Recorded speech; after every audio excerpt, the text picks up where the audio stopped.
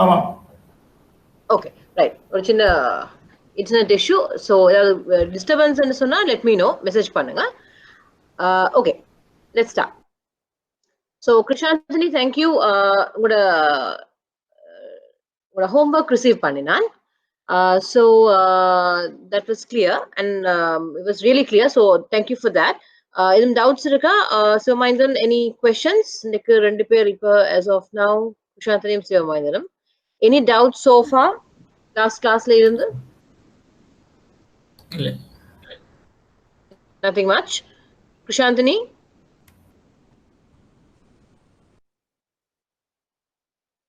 Clear. Okay. So just ஒரு recap ஒன்று பார்த்துடலாம் லாஸ்ட் கிளாஸ்ல இருந்து. ஸோ அதோட நான் ஃபார்வர்ட் கண்ட்ராக்ட்ஸ் ஃபியூச்சர்ஸ் கண்ட்ராக்டுக்கும் ஒரு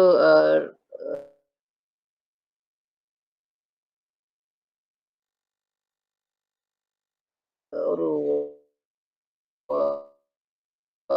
எக்ஸ்பிளனேஷனும் வச்சு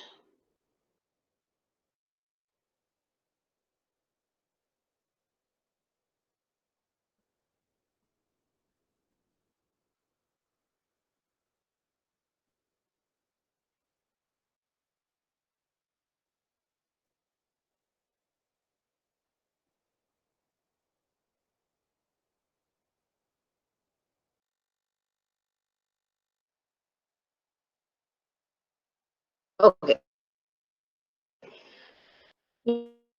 நிதியியல் முறையின் ஸ்திரத்தன்மையை பற்றி லாஸ்ட் கிளாஸ் பார்த்துனாங்க. அதுல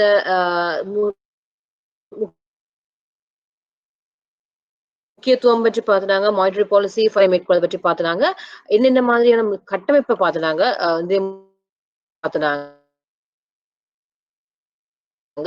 ஒழுங்குபடுத்துற நிதி நிறுவனங்கள், நிதி சந்தைகள், நிதிய சாதனங்கள் மற்றும் கொடுப்பனவு மற்றும் தீர்வு உள்ள உள்கட்டமைப்பு தான் இந்த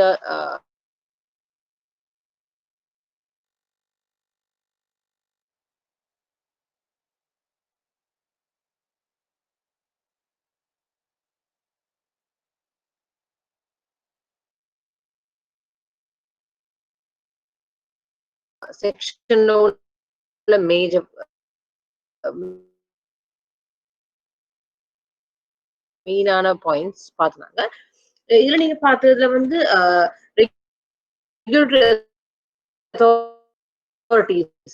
ஒழுங்குபடுத்தல் அதிகாரிகள் என்று பார்க்கும்போது 3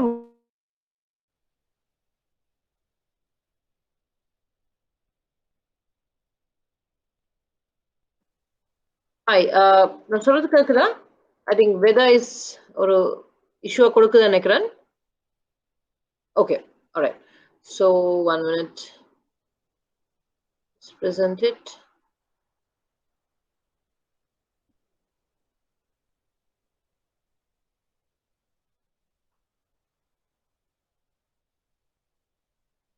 Okay, done.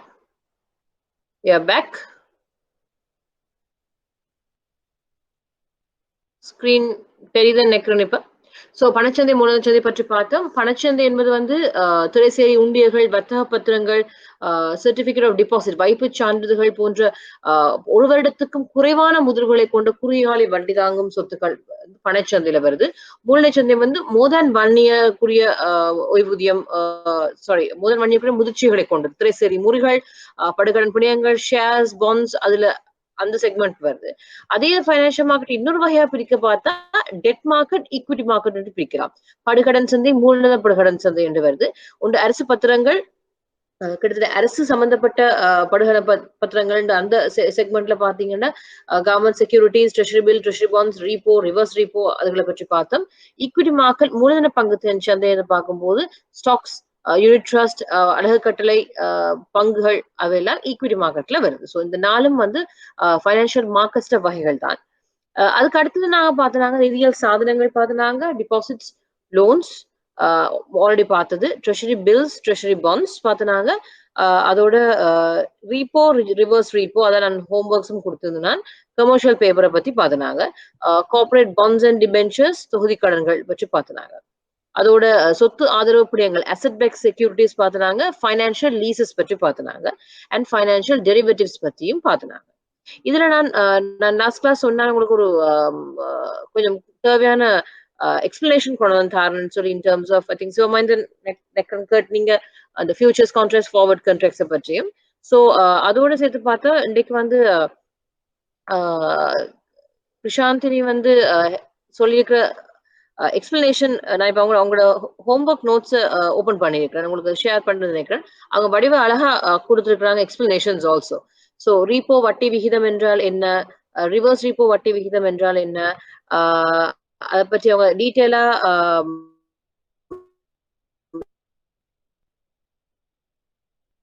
எக்ஸ்பிளைன் பண்ணி சரி உண்டிகள் வணிக காகிதம் கமர்ஷியல் பேப்பர்ஸ் அதை பற்றி எல்லாமே சொல்லியிருக்கிறாங்க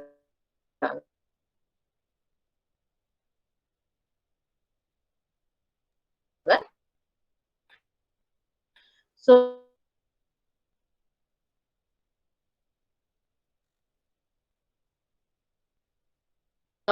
அது யாராவது லாஸ்ட் கிளாஸ் ரிஃபர் பண்ணி பாத்தீங்களா ரீட் பண்ணீங்களா அவட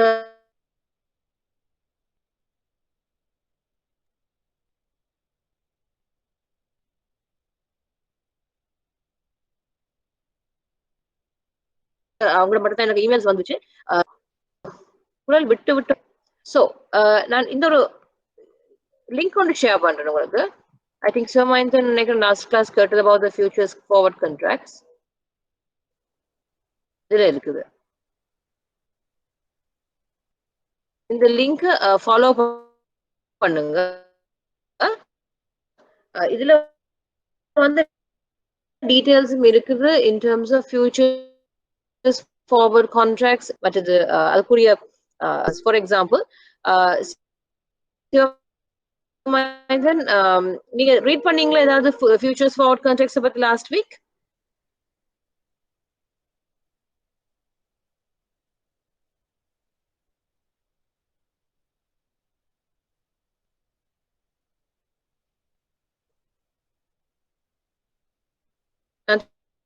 சொல்றது ஆடிபிளா கேக்குதா மழை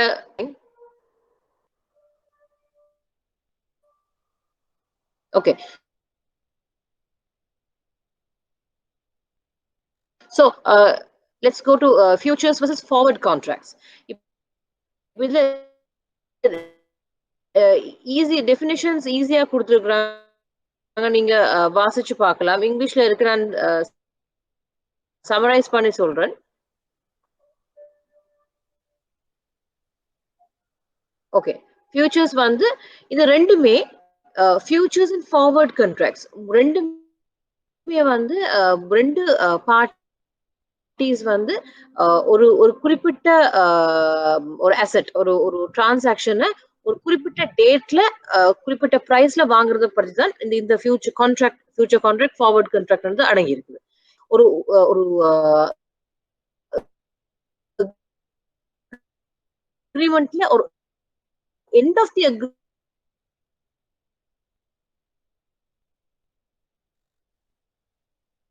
அக்ரிமெண்ட்ல இந்த பர்டிகுலர் டிரான்சாக்ஷன் நடக்கிறது என்றுதான் பேசிக் ஆன் தி ஃபார்வர்ட் கான்ட்ராக்ட் அதாவது ஒரு 2 வீக்ஸ்ல இந்த டேட்ல இந்த செட் பிரைஸ்ல நான் வந்து இந்த டிரான்சாக்ஷனை செய்வேன்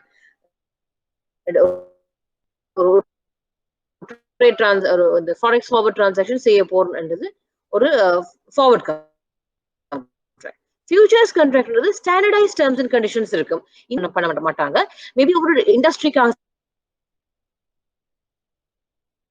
செய்யலாம் ஸோ அதுதான் ஃபியூச்சர்ஸ் கிட்டத்தட்ட ஒரு வகையான டிரான்சாக்ஷன் அதுல பேசிக் வந்து எண்ட் ஆஃப் த டேர்ம்ல வந்து செட்டில் பண்றது வந்து ஃபார்வர்ட் கான்ட்ராக்ட் ஃபியூச்சர்ஸ் கான்ட்ராக்ட் போது இது ஸ்பெசிஃபைட் டேர்ம்ஸ்ல வந்து செட்டில் பண்ண வேண்டியதுதான் ஃபியூச்சர்ஸ் கான்ட்ராக்ட் வருது அப்ப அதுல என்னதான் மேஜர்லி உங்களுக்கு தெரிஞ்சிருக்க வேண்டிய பேசிக் டெஃபினிஷன் ஆன் திஸ் அதோட பார்க்கும்போது இந்த பர்டிகுலர் இதுல எக்ஸாம்பிள்ஸோட கொடுத்துருக்காங்க futures contract forward contract so நீங்க ரீட் பண்ணி பார்க்க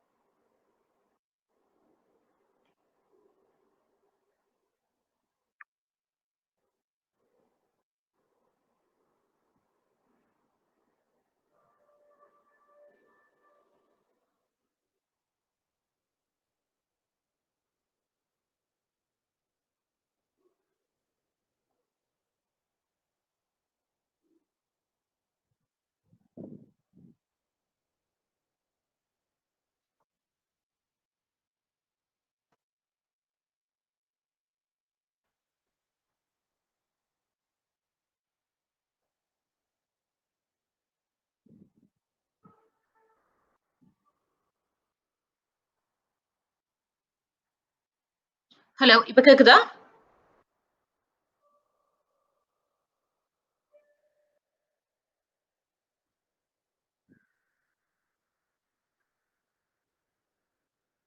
ஓகே. ரைட். இப்ப சொல்றது கேக்குதா? ஸ்கிரீன் ஷேர் பண்ணிக்கிறேன். Okay. Right. So, let's get to the next one. அடுத்த கொஸ்டின்ஸ் பார்க்கணும்னா பேமெண்ட் அண்ட் செட்டில்மெண்ட் இன்ஃப்ராஸ்ட்ரக்சர் அதான் இன்றைக்கு நாங்கள் பார்க்கக்கூடிய மேஜர் டாபிக். இதுல வந்து கொடுப்பன முறை என்பது வந்து payment payments and settlement structure பத்தி இப்ப நாங்க பாக்குறோம். அதாவது ஒரு டிரான்சாக்ஷன்ஸ்ல வந்து என்னென்று எல்லா பேங்க்ஸும் வந்து இப்ப நாங்க ரெகுலேட்டரி அத்தாரிட்டிஸ் பார்த்தோம், அவங்க ரெகுலேட் பண்ற மார்க்கெட்ஸ் பார்த்தோம், அவங்க யாரை ரெகுலேட் பண்றதுன்னு பார்த்தோம், அதை எதை வச்சு ரெகுலேட் பண்றாங்கன்றதையும் பார்த்தோம். இப்ப எல்லா டிரான்சாக்ஷன் நாங்க பார்த்த loans, deposits, RTGS, repo, reverse repo இது எல்லாமே டிரான்சாக்ஷன் சரி அது என்னன்னு நாங்க டிரான்ஸ்ஃபருக்குள்ள கொண்டு வர போறோம் என்றதான் முதல்ல பார்க்க போறோம். அந்த பேமெண்ட்ஸ் அண்ட் செட்டில்மெண்ட் என்னன்னு நடக்குது, அதுக்கு ஒரு இன்ஃப்ராஸ்ட்ரக்சர் முக்கியமா தேவை, ஒரு உள்கட்டமைப்பு தேவை. இதுக்கு இந்த பர்டிகுலர் உள்கட்டமைப்பு வந்து முக்கியமான கொடுப்பன முறைகள் சிப்ஸ் அப்படின்றது கருதப்படுது. இந்த சிப்ஸ் சொல்றது வந்து பெரிய மதிப்பு கட்டண முறைகள். பெரிய மதிப்பு கட்டணம் நாங்க சொல்றது இப்ப நாங்க சாதாரணமா செய்யற செஃப்ட்டுக்கெல்லாம் 5 மில்லியன் அப்படின்னு சொல்லுவாங்க மினிமம். ஸ்லிப்ஸுக்கு மேபி 1 மில்லியன் அப்படின்னு சொல்றாங்க. அப்படின்னு ஒவ்வொரு டிரான்சாக்ஷன்ஸுக்கு ஒவ்வொரு அமௌண்ட்ஸும் வச்சிருக்காங்க இல்லையா? இந்த சிப்ஸ் அப்படின்னு சொல்றது வந்து மொத்த கட்டண முறை, பெரிய மதிப்பு கட்டண முறை என்றுதான் முக்கியமான ஒரு பாயிண்ட் இதுல இருக்குது. இதே சிப்ஸ்லயும் வந்து மொத்த கட்டண முறை ரியல் டைம் காஸ்ட் செட்டில்மெண்ட்ஸ் வந்து முக்கியமான பங்களிப்பு வகித்து பெரிய டிரான்சாக்ஷன்ஸ் அமௌண்ட்டை கொடுக்கும் போது, இந்த செஃப்ட் ஸ்லிப்ஸ் எல்லாம் வந்து சின்ன அமௌண்ட்ஸ் கொடுக்குது. ஆர்டிஜிஎஸ்ல வந்து மேக்ஸிமம் அமௌண்ட்ஸ் கிடையாது. சோ இந்த real time gross settlement system வந்து அமல்படுத்தப்பட்டிருக்குது. நீங்க வழக்கமா உங்களோட பேங்க் டு பேங்க் செய்யற டிரான்சாக்ஷன்ஸ் இதுல இந்த பர்டிகுலர் சேஃப்டியா வந்து என்கிரிப்டட் மூலமா சென்ட்ரல் பேங்க் ஊடாக இந்த டிரான்சாக்ஷன்ஸ் போகுது. அப்ப நீங்க சென்ட்ரல் பேங்க் ட்ரெஷரியோட தான் அந்த உங்களோட ட்ரெஷரர்ஸ் உங்களோட பேங்க் ட்ரெஷரர்ஸ் டீல் பண்ணுவாங்க. அவங்களுக்குரிய டிரான்சாக்ஷன் ஒரு ஒரு குறிப்பிட்ட கட்டத்துல இருந்து என்ன அமௌண்ட் என்ன டைமுக்கு ஒரு ஸ்பெசிபிக் டைம் லைனுக்குள்ள இந்த டிரான்சாக்ஷன் நடக்க வேணும், கட் ஆஃப்ஸ் இருக்கும். அப்ப சேஃப் அண்ட் செக்யூர் முறையில இந்த ட்ரெஷரி பில், ட்ரெஷரி பாண்ட்ஸ் எல்லாத்தையுமே இந்த லங்கா செட்டில் சிஸ்டம் மூலமாக, இந்த ஆர்டிஜிஎஸ் மூலமாக இது வந்து செட்டில் பண்ணி கொள்வாங்க. So that's one of the major impact இருக்குது. இந்த தவிர ஸ்லிப்ஸ் அண்ட் செஃப்ட் இப்ப புதுசா வந்திருக்குது. இந்த லங்கா கிளியர் பிரைவேட் லிமிடெட்களால செய்யற செட்டில்மெண்ட்ஸ் எல்லாமே இந்த கொடுப்பன மற்றும் தீர்வு உட்டமைப்புக்கெல்லாம் வருது. ஸோ இப்ப நீங்க டே டு டே எப்படி டிரான்ஸ்ஃபர்ஸ் ஒரு சாதாரண பேங்க் டு பேங்க் டிரான்ஸ்ஃபர் செய்றீங்களான்னா அந்த பேங்க் டு பேங்க் டிரான்ஸ்ஃபரும் இந்த பேமெண்ட்ஸ் அண்ட் செட்டில்மெண்ட் இன்ஃப்ராஸ்ட்ரக்சருக்குலாம் வருது, இன்க்ளூடிங் ஐடிடி, ஓடிடி, ஒவ்வொரு கண்ட்ரிக்குள்ள போறது எல்லாமே ஸ்ரீலங்காக்குல இருந்து போற அதுக்கும் ஒரு குறிப்பிட்ட ஒழுங்கமைப்பு படி அந்த அந்த டிரான்சாக்ஷன்ஸ் கூட இந்த உள்நாட்டு கட்டமைப்புக்குள்ள இருந்து வெளியில போகும்போது ஒரு குறிப்பிட்ட வகையில சென்ட்ரல் பேங்க் வந்து இந்த ரெகுலேஷன்ஸை பின்பற்ற வேண்டும் என்று சொல்லி எல்லாத்துக்குமே ஒரு வரைமுறை கொடுத்திருக்கு. ஸோ இதெல்லாம் சேர்ந்ததுதான் ஒரு பொதுவான பேமெண்ட் செட்டில்மெண்ட் இன்ஃப்ராஸ்ட்ரக்சர், கொடுப்பு தீர்வமைப்பு உள்கட்டமைப்பு. நான் இது நிறைய எக்ஸ்பிளைன் பண்ணல, நீங்க லாஸ்ட் டைம் ஆல்சோ நாங்க பார்த்துருக்கிறோம் இதை. இதுல ஏதாவது டவுட் இருந்தா சொல்லலாம். கிளியரா இருக்கா? ஃபாஸ்டா போறேன்னா இது உங்களுக்கு தெரிஞ்ச சப்ஜெக்ட், நீங்க டே டு டே டீல் பண்றீங்க. ஐ திங்க் நீங்க ஐ திங்க் இது நீங்க செய்யறது உண்டா? ஐ திங்க் நீங்க ஸ்டார்ட் பண்ணிருக்கீங்க நினைக்கிறேன். படிச்சிருக்கீங்களா இதை பற்றி? சிவமாயந்தன், கிருஷானி, ஐம் ஷூர் நீங்க செய்திருப்பீங்க. அண்ட் உங்களுக்கு இந்த இதை பற்றி பேக்ரவுண்ட் தெரியுமா? இந்த ஆர்டிஜிஎஸ், செஃப்ட் இது பற்றி நீங்க டே டு டே செய்திருக்கீங்களா? இல்ல. Okay.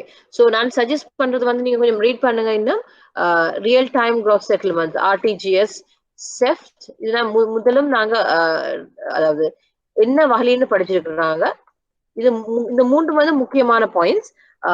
RTGS real time gross settlement, பெரிய அமௌண்ட்ஸ், கிட்டத்தட்ட 5 மில்லியனுக்கு மேற்பட்ட அமௌண்ட்ஸ். ஸ்லிப்ஸ் சொன்னா 1 மில்லியன், மேக்சிமம் 1 மில்லியன் தான் உங்களுக்கு யூஸ்வலா நாங்க என்கரேஜ் பண்றது ஸ்லிப்ஸுக்குள்ள போறது. ஓர் அதை 1 to 5 மில்லியன் வரைக்கும் சில பேர் எடுப்பாங்க. செஃப்ட்னு சொல்றது 5 மில்லியன் மேக்சிமம். ஒரு டிரான்சாக்ஷன்ல ஒரு தடவையில 5 மில்லியன் பண்ணலாம். ஆனா ஒரு பர்டிகுலர் டேல வந்து எத்தனையோ ஸ்லிப்ஸ் செஃப்டும் அனுப்பலாம். ஆர்டிஜிஎஸ் அதுக்கு மேற்பட்ட டிரான்சாக்ஷன்ஸ் வந்து நாங்க ஆர்டிஜிஎஸ் போடுவோம். இந்த ஸ்லிப்ஸ் இந்த செஃப்ட் வந்து 5 மில்லியன் அமௌண்ட் வந்து ஸ்லிப்ஸ் வந்து மார்னிங் போட்டா ஈவினிங் கிரெடிட் பண்ற மாதிரி ஒரு டைம் லைன் இருக்குது. செஃப்ட் என்று சொல்றது then and there. So slips and செஃப்ட் 5 மேக்ஸிமம் 1 to 5 மில்லியன் வரைக்கும் மேக்ஸிமம் செய்யலாம். அதுவும் அதுலயும் 2 டைம் இருக்குது. மோஸ்ட்லி இப்ப எல்லாருமே செய்யறது செஃப்ட் தான். செஃப்ட் செய்யும் போது தென் அண்ட் தேர். இப்ப நீங்க உங்க ஆன்லைன் பேங்கிங்ல வந்து மோஸ்ட் ஆஃப் த ஆக்கள்ட ஆன்லைன் பேங்கிங்ல ஒரு டயலாக் பேமெண்ட் செய்றீங்கன்னு வைங்க. உங்களோட போன்ல இருந்து டயலாக் பேமெண்ட் செய்றீங்க. இமீடியட்டா கிரெடிட் வருது இல்லையா? அது இமீடியட்டா கிரெடிட் வந்தா செய்யறது முறை வந்து எத்தனையோ டெக்னிக்கல் டேர்ம்ஸ் இருந்தாலும் அதுல பேஸ் மெத்தட் வந்து செஃப்ட் மூலமா தான் செய்யறது. ஸோ அந்த பேஸ் மெத்தட் செஃப்ட் மூலமா தான் நடக்குது. ஸ்லிப்ஸ்ல போட்டீங்கன்னு சொன்னா காலம் ஸ்டாண்டிங் ஆர்டர் ஒரு கூட டயலாக் பில்ல உங்களோட பேங்க்குக்கு சம்டைம்ஸ் செலுத்தி இது கொஞ்சம் காலத்துக்கு முன்னால ஸ்லிப்ஸ் தான் கூட ஃபேமஸா இருந்தது. இப்பவும் செய்யறாங்க. பட் எல்லாருமே இப்ப ஸ்லிப்ல இருந்து செஃப்ட்டுக்கு தான் கூட செய்யறாங்க. நீங்க காலமா 10 o'clock ஸ்லிப்ஸ் கொடுத்தீங்கன்னா 2-3 கட் ஆஃப்ஸ் இருக்குது. மேக்ஸிமம் 3 o'clock அந்த முதல் செட் போயிடும். அடுத்த செட் 3 o'clock போட்டீங்கன்னா அந்த செட் அடுத்த நாள் போகும். ஸோ ஒரு குறிப்பிட்ட டைம் லைன்ஸ் வச்சு தான் ஸ்லிப்ஸ் ஒர்க் அவுட் ஆகும். ஆர்டிஜிஎஸ் பொறுத்தவரையும் கிட்டத்தட்ட ஸ்லிப்ஸ் மாதிரி பட் சேம் டே போயிடும். ஆர்டிஜிஎஸ் யூஸ்வலி கட் ஆஃப்ஸ் ஒன்று இருக்குது. ஒரு நாளைக்கு மேக்ஸிமம் 3 மணி வரைக்கும் ஒரு கட் ஆஃப் இருக்குது. அது பெரிய amount of transaction. Slips and செஃப்ட் வந்து சின்ன டிரான்சாக்ஷன் செய்யறது. மேக்ஸிமம் 5 மில்லியன் பேச்சஸ் நிறைய இருந்தா செய்வாங்க. ஆர்டிஜிஎஸ் பொறுத்தவரையில பெரிய அமௌண்ட்ஸ் 100 மில்லியன் 1 பில்லியன் 2 பில்லியன் மாதிரி பெரிய அமௌண்ட் டிரான்சாக்ஷன் வந்து ஆர்டிஜிஎஸ்ல போகும். அது ரியல் டைம் கிராஸ் செட்டில்மெண்ட் தினந்தியா போகக்கூடியது. பட் கட் ஆஃப்ஸ் இருக்கிறதுனால அதுவும் சில காலமா போட்டீங்கன்னா ஒவ்வொரு பேட்சஸ்ல 1-2 ஹவர்ஸ்ல கிரெடிட் ஆகும் அடுத்த பேங்க். ஸோ இது மட்டும் தான் பேசிக் உங்களுக்கு தெரிஞ்சிருக்க வேண்டியது. அதோட பேமெண்ட் வேற பேமெண்ட் டைப்ஸ் இருக்குது. அண்ட் ஓடிடி ஐடிடி அப்படின்னு சொல்லுவாங்க. Outward telegraphic transfer. ஐடிடின்றது ஓடிடின்றது இலங்கையில இருந்து வெளியில வெளியில டிரான்சாக்ஷன் அனுப்புறது. ஐடிடி வந்து வந்து வெளியில இருந்து உங்களுக்கு காசு உள்ளுக்கு வாருது. ஃபார் எக்ஸாம்பிள் இப்ப நீங்க படிச்சு கொண்டிருக்கிறீங்க, வெளிநாட்டுல படிச்சு கொண்டிருக்கிறீங்க. உங்களோட பேரண்ட்ஸ் ரிலேட்டிவ்ஸ் உங்களுக்கு காசு அனுப்ப வேணும், உங்களுக்கு லிவிங்க்கு காசு அனுப்ப வேணும். அப்ப என்ன பண்ணுவாங்க, ஒரு ஸ்ரீலங்காவுக்கு பக்கத்துல இருந்து காசு வரலாம் ஈஸியா. பட் ஸ்ரீலங்கால இருந்து வெளியில போகும்போது அது வந்து ஒரு ஒரு ரெகுலேட் பண்ணப்பட்ட சிஸ்டத்துக்குள்ள போகுது. அப்ப அதுக்கு நீங்க உங்களோட யூனிவர்சிட்டி டாக்குமெண்ட் சப்மிட் பண்ணணும். என்ன டீடைல்ஸுக்காக காசு நீங்க வெளில கொடுக்குறீங்கன்றது ஜஸ்டிஃபை பண்ணணும். அப்ப அதெல்லாம் செய்து அனுப்பும்போது ஒரு அமௌண்ட்டும் இருக்கு. உங்களுக்கு குறிப்பிட்டதுக்கு இந்த பர்டிகுலர் அமௌண்ட் தான் அனுப்பலாம் மட்டும் இருக்கு. அப்ப அந்தந்த அமௌண்ட்ஸோட அனுப்பும்போது ஓடிடி அவுட்வர்ட் டெலிகிராஃபிக் டிரான்ஸ்ஃபர் அப்படின்னு சொல்லுவாங்க. வெளி வெளி செலுத்துதல் பணத்தை. இதே நீங்க வெளியில இருந்து உங்களோட ரிலேட்டிவ்ஸுக்கு நீங்க உள்நாட்டுக்கு பணம் அனுப்புறதா இருந்தா அது இன்வெர்ட் டெலிகிராஃபிக் டிரான்ஸ்ஃபர் உள்நாட்டுக்கு வாரத சொல்லுவாங்க. ஸோ இது ரெண்டும் வந்து ஒரு ஒரு வெளிநாட்டிலேயே பேமெண்ட் செட்டில்மெண்ட் இன்ஃப்ராஸ்ட்ரக்சருக்குள்ள அடங்குறது. ஸோ இந்த அஞ்சும் உங்களுக்கு பேசிக்கா தெரிஞ்சிருக்க வேண்டும் எதிர்பார்க்கிறோம். அது சிவமைந்தன், தினேஷ், கிருஷாந்தினி மோஸ்ட்லி நீங்க டீல் பண்ணிருப்பீங்கன்னு நினைக்கிறேன். அண்ட் இது கொஞ்சம் கூட சின்ஸ் நீங்க ஸ்டார்ட் பண்றபடியா இதை கொஞ்சம் கூட ரீட் பண்ணி கொள்ளுங்க. ஆனா இப்போதைக்கு இந்த பேசிக் நாலேஜ் உங்களுக்கு இருந்தா நீங்க மிச்சத்தை பார்க்கலாம். எதுவும் டவுட்ஸ் இருக்கா சோஃபா?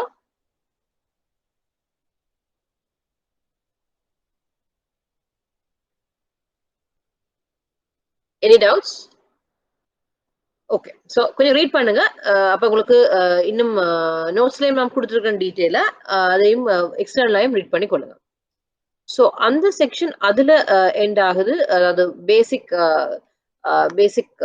நிதியியல் முறைமையின் முக்கியத்துவம் அண்ட் ஃபைனான்சியல் சிஸ்டம் ஸ்டெபிலிட்டி அதுல கூறுகளோட இந்த செக்ஷன் இதுல முடியுது.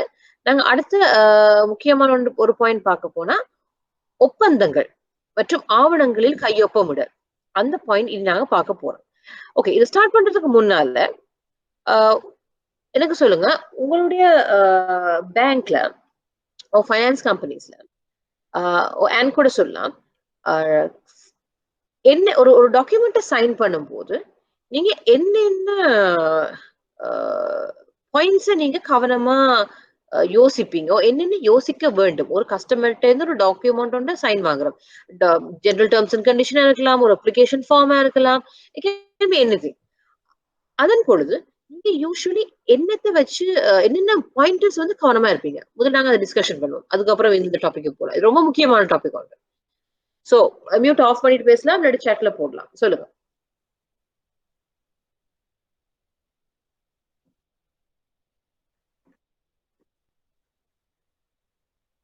Any idea? சிவமைந்தன்? நான் சொல்றது கேக்குது நினைக்கிறேன்.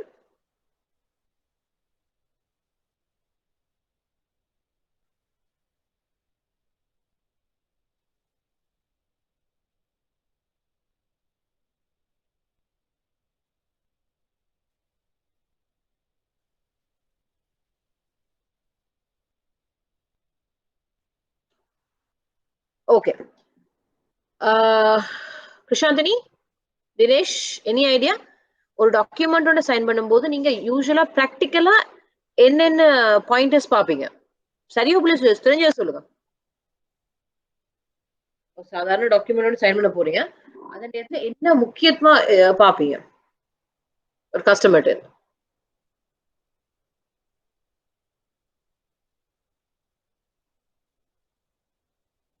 Dinesh, any idea?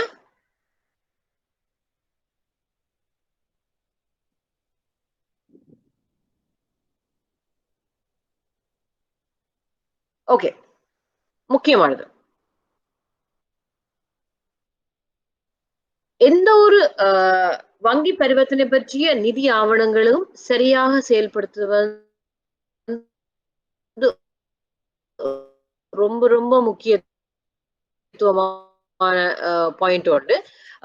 மற்றது வந்து இந்த பர்டிகுலர் சிக்னேச்சர்ஸ் சைன் அதுக்கு முதல்ல ஆன்சர் பண்ணுங்க. அதுல இருந்து கணக்கு தொடக்க படிவத்திலும் கையெழுத்திடும் ஒப்பந்தத்திலும் ஆவணங்களை யார் நிரப்ப வேண்டும்? வாடிக்கையாளரா, வங்கி அதிகாரியா? இந்த கொஸ்டின் முந்தையும் கேட்டிருக்க ஞாபகம். ஓகே, ஒரு டாக்குமெண்ட் வருது உங்கள்கிட்ட, ஒருத்தர் கொடுக்குறார், எனக்கு எனக்கு டைம் இல்ல, ஃபில் பண்ணணுமோ, முன்னுக்கு உட்கார்ந்து இருக்கிறார். அந்த credit card application LC application எதுவா இருக்கலாம், அது யார் ஃபில் பண்ண வேணும்? டாக்குமெண்ட்டை வந்து ஃபுல் அண்ட் ஃபுல்லா யார் ஃபில் பண்ண வேண்டும்? ஓகே, தினேஷ் கஸ்டமர் சொல்றேன். நான் சொல்றேன். ஓகே, ஆனும் கஸ்டமர். நான் சொல்றேன், கஸ்டமர் முன்னுக்கு இருக்கிறார், அவர் சொல்ல சொல்ல நான் ஃபில் பண்றேன். ஓ, அவர் ஓவர் ஃபோன் சொல்ல சொல்ல நான் ஃபில் பண்றேன். அது சரியா? அவர்கிட்ட டீடைல்ஸ் எனக்கு தெரியும், அதனால அதை அசியூம் பண்ணி நான் ஃபில் பண்றேன். அது சரியா? நோ. Yes, you can't. அது செய்ய முடியாது. ஏனென்று சொன்னால் நாங்க அசியூம் பண்ணவும் முடியாது. அவர் சொல்ல சொல்ல நாங்க ஸ்பெல்லிங் மிஸ்டேக் கூட விடலாம். ஃபார் எக்ஸாம்பிள், பேர், ஒரு கஸ்டமரோட சர்நேம், ஃபுல் நேம், சில ஒரு ஒரு 24 கேரக்டர்ஸுக்கு பேரை வச்சிருப்பாங்க. அவங்க சொல்ல சொல்ல நாங்க டிக்டேட் பண்ணி கொண்டு இருக்கோம். அதுல ஏதாவது ஒரு பிழை விட்டாலும் அது எங்கட பிள்ளை தான். கஸ்டமர் எண்ட் ஆஃப் த டே ஏதாவது ஒரு ஒரு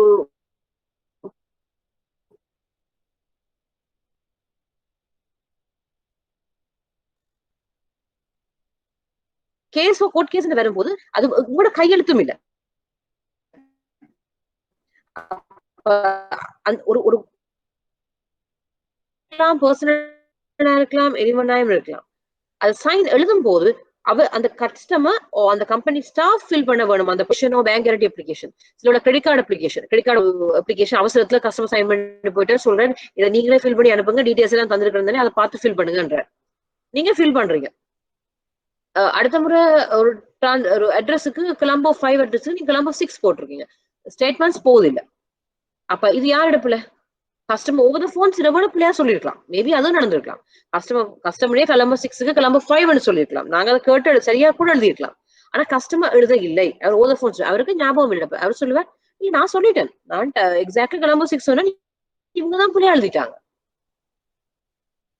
டெக்னிக்கலி அப்படி சொல்ல இயலாது. ஏன்னா கஸ்டமர் ரெஸ்பான்சிபிலிட்டி சரியா ஃபில் பண்றது, ஆஃபீஸரோட ரெஸ்பான்சிபிலிட்டி அதை அவர் ஃபில் பண்ண வைக்கிறது. ஸோ ஆன்சர் வந்து நோ, கஸ்டமர் தான் எந்த இடத்துலயும் ஃபில் பண்ண வேண்டும். இன்னொரு கொஸ்டின், ஒரு ப்ராக்டிக்கல் கொஸ்டின். ஒரு வயசு போன ஒருத்தர் வாரார், லைக் 80-90 வயசு ஒருத்தர் வாரார். அவருக்கு அடியும் விளங்கல, நுனியும் விளங்கல, நிறைய டிரான்சாக்ஷன் டீட்டெயில்ஸ் இருக்கு. அவர் சொல்றார், தம்பி எனக்கு இது ஃபில் பண்ண தெரியாது, என்ன எழுதிக்கணும் விளங்க இல்லை, நீயே ஏதாவது பார்த்து ஃபில் பண்ணுங்க. அவருக்கு பொருளை பிடிச்சுக்கொண்டு வாரார், கை அடங்குது, சைன் பண்ண கூட இயலாது. இப்படி ஒரு சந்தர்ப்பத்துல என்ன செய்வீங்க? I would like to answers. உங்களோட ஆன்சர் சொல்லுங்க. சிவமேந்தன்.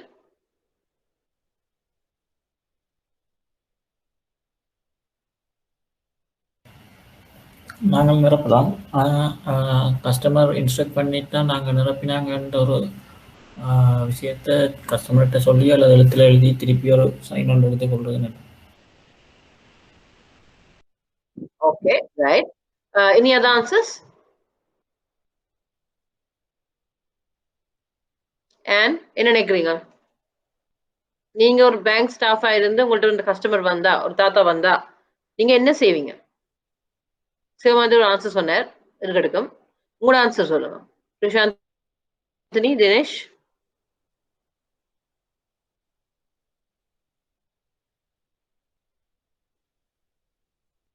மேம் அவரோட ஐடென்டிஃபை டாக்குமெண்ட்ஸை பார்த்து ஃபில் பண்ணதுனே. Okay. Identify document NIC billing shop போன்ற. உங்களோட வாய்ஸ் கிளியர் இல்ல கிருஷ்ணா, திருப்பி சொல்லுங்க. அவருக்கு ஃபில் பண்ண முடியாத பக்கத்துல வந்து அவரோட ஐடென்டிஃபை டாக்குமெண்ட்ஸ் என்ஐசி இல்லாட்டி பில்லிங் ஃபார்ம் வச்சு ஃபில் பண்ணலாதானே. ஓகே, சரி. Okay, right. Any other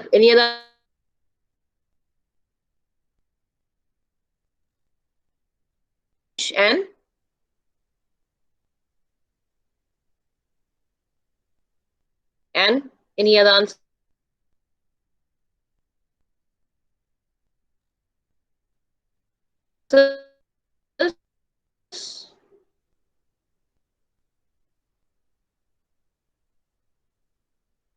உங்களுக்கு தெரிஞ்சே சொல்லுங்க. நீங்க ஒரு பேங்க் ஸ்டாஃபா இருந்தால் இப்படி இன்னொரு டிரான்சாக்ஷன் வந்தா என்ன செய்வீங்க? எது நல்லா சரியா இருக்கும்னு எதிர்பார்க்குறீங்க? ஒரு ஒரு ஒரு வயசு போற ஒருத்தர் வரும்போது சொல்லுங்க.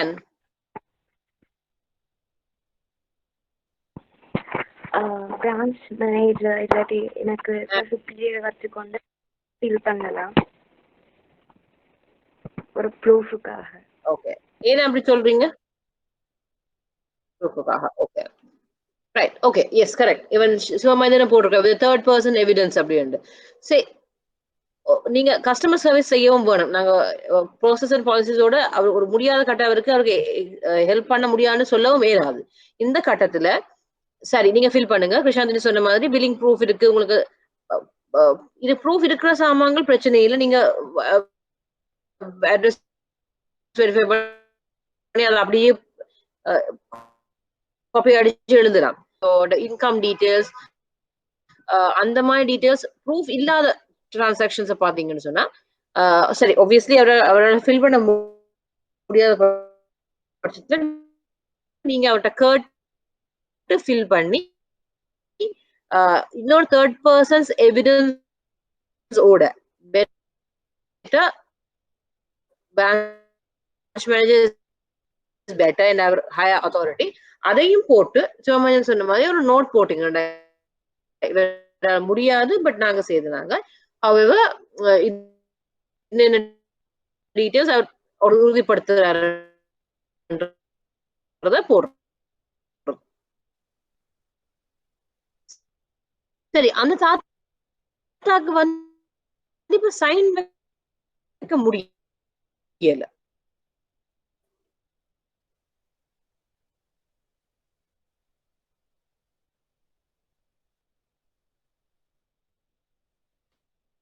Then what to do?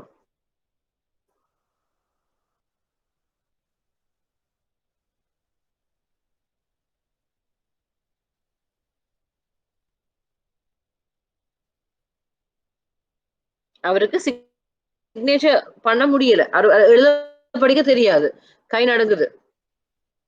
அப்ப நீங்க என்ன செய்வீங்க? தெரியாது அவருக்கு. இப்ப என்ன செய்ய போறீங்க?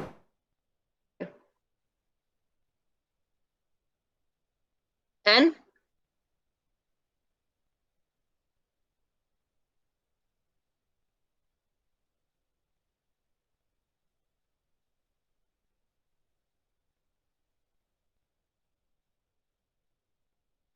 அவருக்கு சைன்.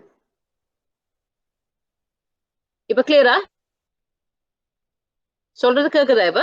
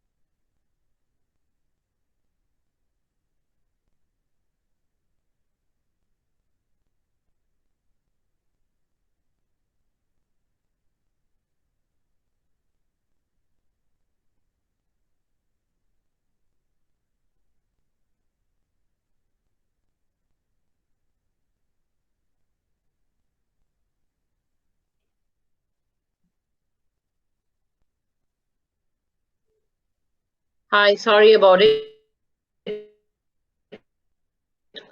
Again, signal drop ஆயிடுச்சு நினைக்கிறேன். Can you hear me now?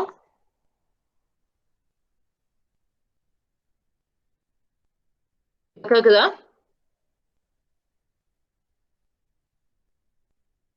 Sorry about that. Okay, again sharing.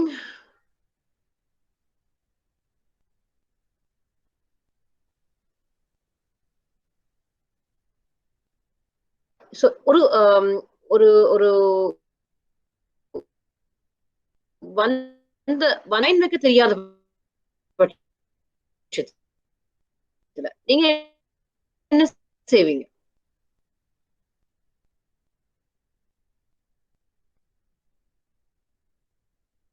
Okay, so அந்த டாக்குமெண்ட்டும் நீங்க ஃபில் பண்ணீங்க. இப்ப இந்த சந்தர்ப்பத்துல அவருடைய ஆத்தென்டிகேஷன் என்ன எடுப்பீங்க? இப்ப கேக்குதா?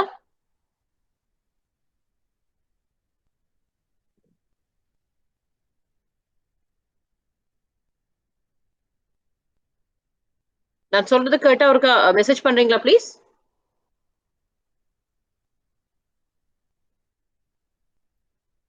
ஓகே, சோ ஆன்சர் என்ன? வயசு போன ஒருத்தருக்கு சொல்றது அவருக்கு சைன் பண்ண தெரியாது, அவர் எழுத இல்ல. அப்ப என்ன அவர்தான் இதெல்லாம் சொன்னதுன்னு சொல்லி என்னென்ன ஆத்தென்டிகேஷன் எடுப்பீங்க அவர்கிட்ட?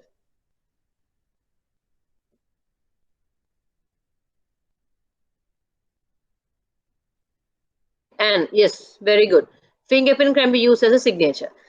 வேற வழி இல்லாத பொழுது fingerprint can be used as a signature. ஏன்னா fingerprint is actually the best way of fingerprint அதை வெரிஃபை பண்றதுக்கு வந்து எக்ஸ்பர்ட் வேணும். பட் அது ஒரு கோர்ட் கேஸ் சினாரியோல fingerprint சொல்றது ரொம்ப முக்கியமான ஒரு ஆதாரம். அப்படி வைக்கும் போது கூட முதல்ல நீங்க சொன்ன அதே மெத்தட ஃபாலோ பண்ணுங்க. ஈவன் நீங்க fingerprint வச்சா கூட இந்த fingerprint யாரோடதுன்றது வெரிஃபை பண்றதுக்கு ஒரு தேர்ட் பார்ட்டி விட்னஸ் இருக்கிறது ஆல்வேஸ் பெட்டர். அண்ட் அவரை வச்சு இவர் எழுத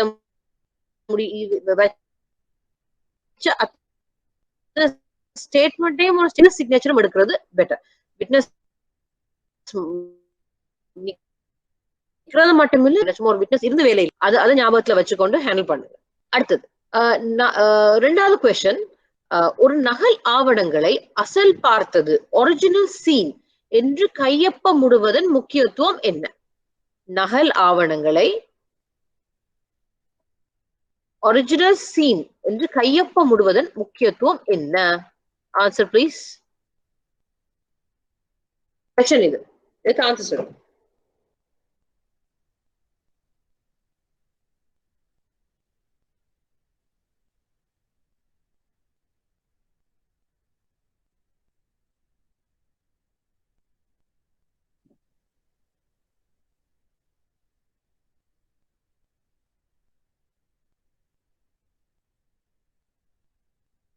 சைன் பண்றோம். ஃபார் எக்ஸாம்பிள் என்ஐசி ஒன்று எடுத்தா நீங்க ஒரிஜினல் வைக்கல, பட் ஒரிஜினல் சீன் இதுக்கு சைன் பண்றோம். என்ன ரீசனுக்கா? இது ரொம்ப சிம்பிளான திங். இது ஒரு நீங்க டே டு டே செய்யறது. ஏன் நீங்க அப்படி செய்றீங்கன்னு தான் இந்த கொஸ்டின்.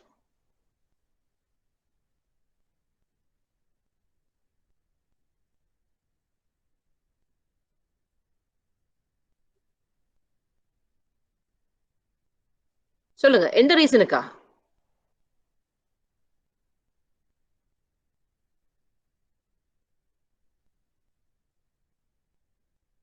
And any idea? சில பேர் கஸ்டமர்ஸ் வந்து காப்பியை தான் சப்மிட் பண்ணுவாங்க. இப்போ நாங்கள் ஒரு கன்ஃபர்மேஷனுக்காக நாங்கள் ஒரிஜினலை வந்து பார்த்துருக்கோம் வந்து ஒரு பிறகு அந்த டாக்குமெண்ட் வந்து வேறு வேறு டிபார்ட்மெண்ட்டுகளுக்கு போகலாம், வேறு வேறு ப்ரொசீஜர்ஸுக்காக. அப்போ அதுக்கு ஒரு கன்ஃபர்மேஷன் கொடுக்கறதுக்காக நாங்கள் ஒரிஜினல் சீன் வந்து என்ன கன்ஃபர்மேஷன் சொல்றீங்க அப்படின்னா என்ன? எது என்ன கன்ஃபர்மேஷன்? அது கன்ஃபர்மேஷன் சரி, நீங்க சொல்றது சரி. எதுக்கு கன்ஃபர்மேஷன் தேவைப்படுறான்?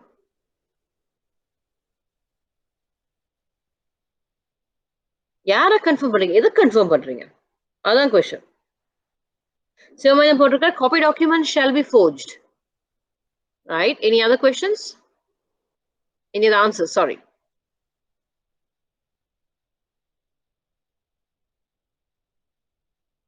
Okay. Reason, yes, சிவமணியம் சொன்ன ரீசனும் சரி, ஆன்சரும் சரி. காப்பி இது வந்து நிறைய பேர் கன்ஃபர்மேஷன்ஸ் கேட்பாங்க. ட்ரூ. ஒரு கட்டத்துல நீங்க ஒரிஜினலா காட்டாத பட்சத்துல இப்ப ஒரு ஒரிஜினலை வச்சு காப்பியும் எடுக்கும்போது அதை மேனிப்புலேட் பண்ணி காப்பி எடுக்கலாம். ஒரு காப்பி எக்ஸாக்ட்லி காப்பி மாதிரியே ஃபோர்ஜரி டாக்குமெண்ட் தயாரிக்கலாம்.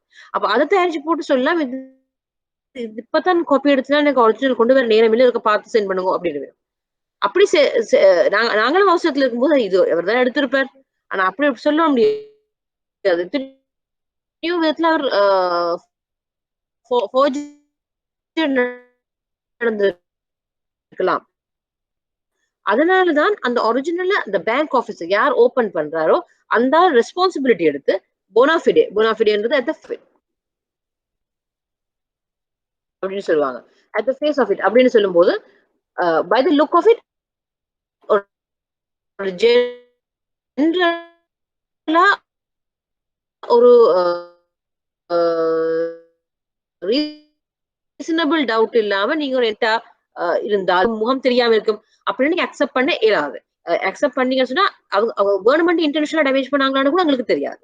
ஸோ ப்ராப்பரான ஒரு டாக்குமெண்டேஷனை பார்த்து நான் ஒரிஜினல் பார்த்துருக்கிறத கன்ஃபார்ம் பண்ணேன், ஃபோர்ஜரி டாக்குமெண்ட் இல்லையானதை கன்ஃபார்ம் பண்ண பிறகு அப்ப ஐ திங்க் பிரசாந்த் நினைக்கிறேன் நீங்க சொன்ன மாதிரி வேற டிபார்ட்மெண்ட்ஸுக்கு போகும்போது அது ஆப்வியஸ்லி நீங்க ரெஸ்பான்சிபிள் எடுத்துதான் அனுப்புறீங்க. அதாவது இந்த டாக்குமெண்ட் உறுதியானது அதை வச்சுக்கொண்டுதான் நிறைய ஆக்கள் நிறைய டிபார்ட்மெண்ட்ஸ்ல அவங்க வந்து நிறைய அதை பேஸ் பண்ணி நிறைய டிரான்சாக்ஷன் செய்ய போறாங்க. ஸோ கையெழுத்து ஒப்பந்தம் விடுவது ப்ரூஃப் இருக்கிறது பாத்தீங்கன்னு சொல்றது ரொம்ப ரொம்ப முக்கியமானது. ஆனா பிராக்டிகாலிட்டி யோசிச்சு பாருங்க. ஓகே இப்படி சொல்லுவாங்க, ஸ்ரீலங்காவில் இருக்கிற ஒரு நாள் கேண்டில இருக்கிற உங்களோட பிரான்ச் கொலம்போல இருக்கு, கொலம்போல அக்கௌண்ட் ஓபன் பண்ண போறீங்க. அவர் டாக்குமெண்ட்ஸ் எல்லாத்தையுமே குறிய பண்ணிட்டார், காப்பி டாக்குமெண்ட்ஸ் எல்லாத்தையுமே குறிய பண்ணிட்டார். ஆனா ஒரிஜினல் நீங்க எதுவுமே பார்க்கல. நீங்க வந்து கொலம்போல இருக்கிறீங்க, உங்களுக்கு branches all over the country இருக்குது. கொலம்போக்கு வந்து உங்களுக்கு டாக்குமெண்ட் செட் வந்திருக்கு, ஒரிஜினல் எதுவும் வரல, ஒரிஜினல் காப்பி அத்தனையும் வந்திருக்கு. உங்களுக்கு அங்க உங்களுக்கு அங்க அவரை நீங்க பார்க்கல. இந்த சந்தர்ப்பத்துல நீங்க அக்கௌண்ட் ஓபன் அவர் சொல்ற அர்ஜென்ட்டா எனக்கு இந்த அக்கௌண்ட் ஓபன் பண்ண வேணும், உங்களுக்கு என்ன ஆப்ஷன்ஸ் இருக்குது? இப்ப நீங்க ஒரிஜினல் ஒன்றும் பார்க்க இல்லை, ஆனா உங்களோட பேங்க் சொல்லுது ஒரிஜினல் பார்க்காம ஒரிஜினல் சைன் பண்ணாம சைன் பண்ண முடியாது. இந்த சந்தர்ப்பங்களை நீங்க என்னென்ன மெஷர்மெண்ட்ஸ் எடுப்பீங்க? யாரும் சொல்லலாம், உங்களுக்கு தெரிஞ்ச சொல்லுங்க.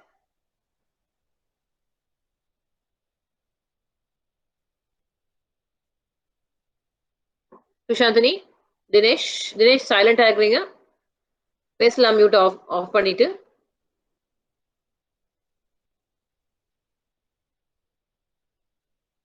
ஒரிஜினல் டாக்குமெண்ட்ஸ் இல்லாம காப்பி டாக்குமெண்ட்ஸ் எடுத்துட்டு வந்திருக்கவங்களுக்கு கேண்டில இருக்கிற நீங்க கொழும்புல இருக்கிறீங்க, பட் அக்கௌண்ட்டை அர்ஜென்ட்டா ஓபன் பண்ண இருக்கு. என்னென்ன ஆப்ஷன்ஸ் இருக்கு உங்களுக்கு? இந்த பர்டிகுலர் அக்கௌண்ட்டை பண்ணலாமா? முதலாவது ஏதாவது ஆப்ஷன்ஸ் இருக்கா சேர்த்து? ப்ராக்டிகலா நீங்க இதை ஃபேஸ் பண்றது இல்லையா? ப்ராக்டிகல் கொஸ்டின் அதான் கேட்குறேன். சிவமைந்தன்,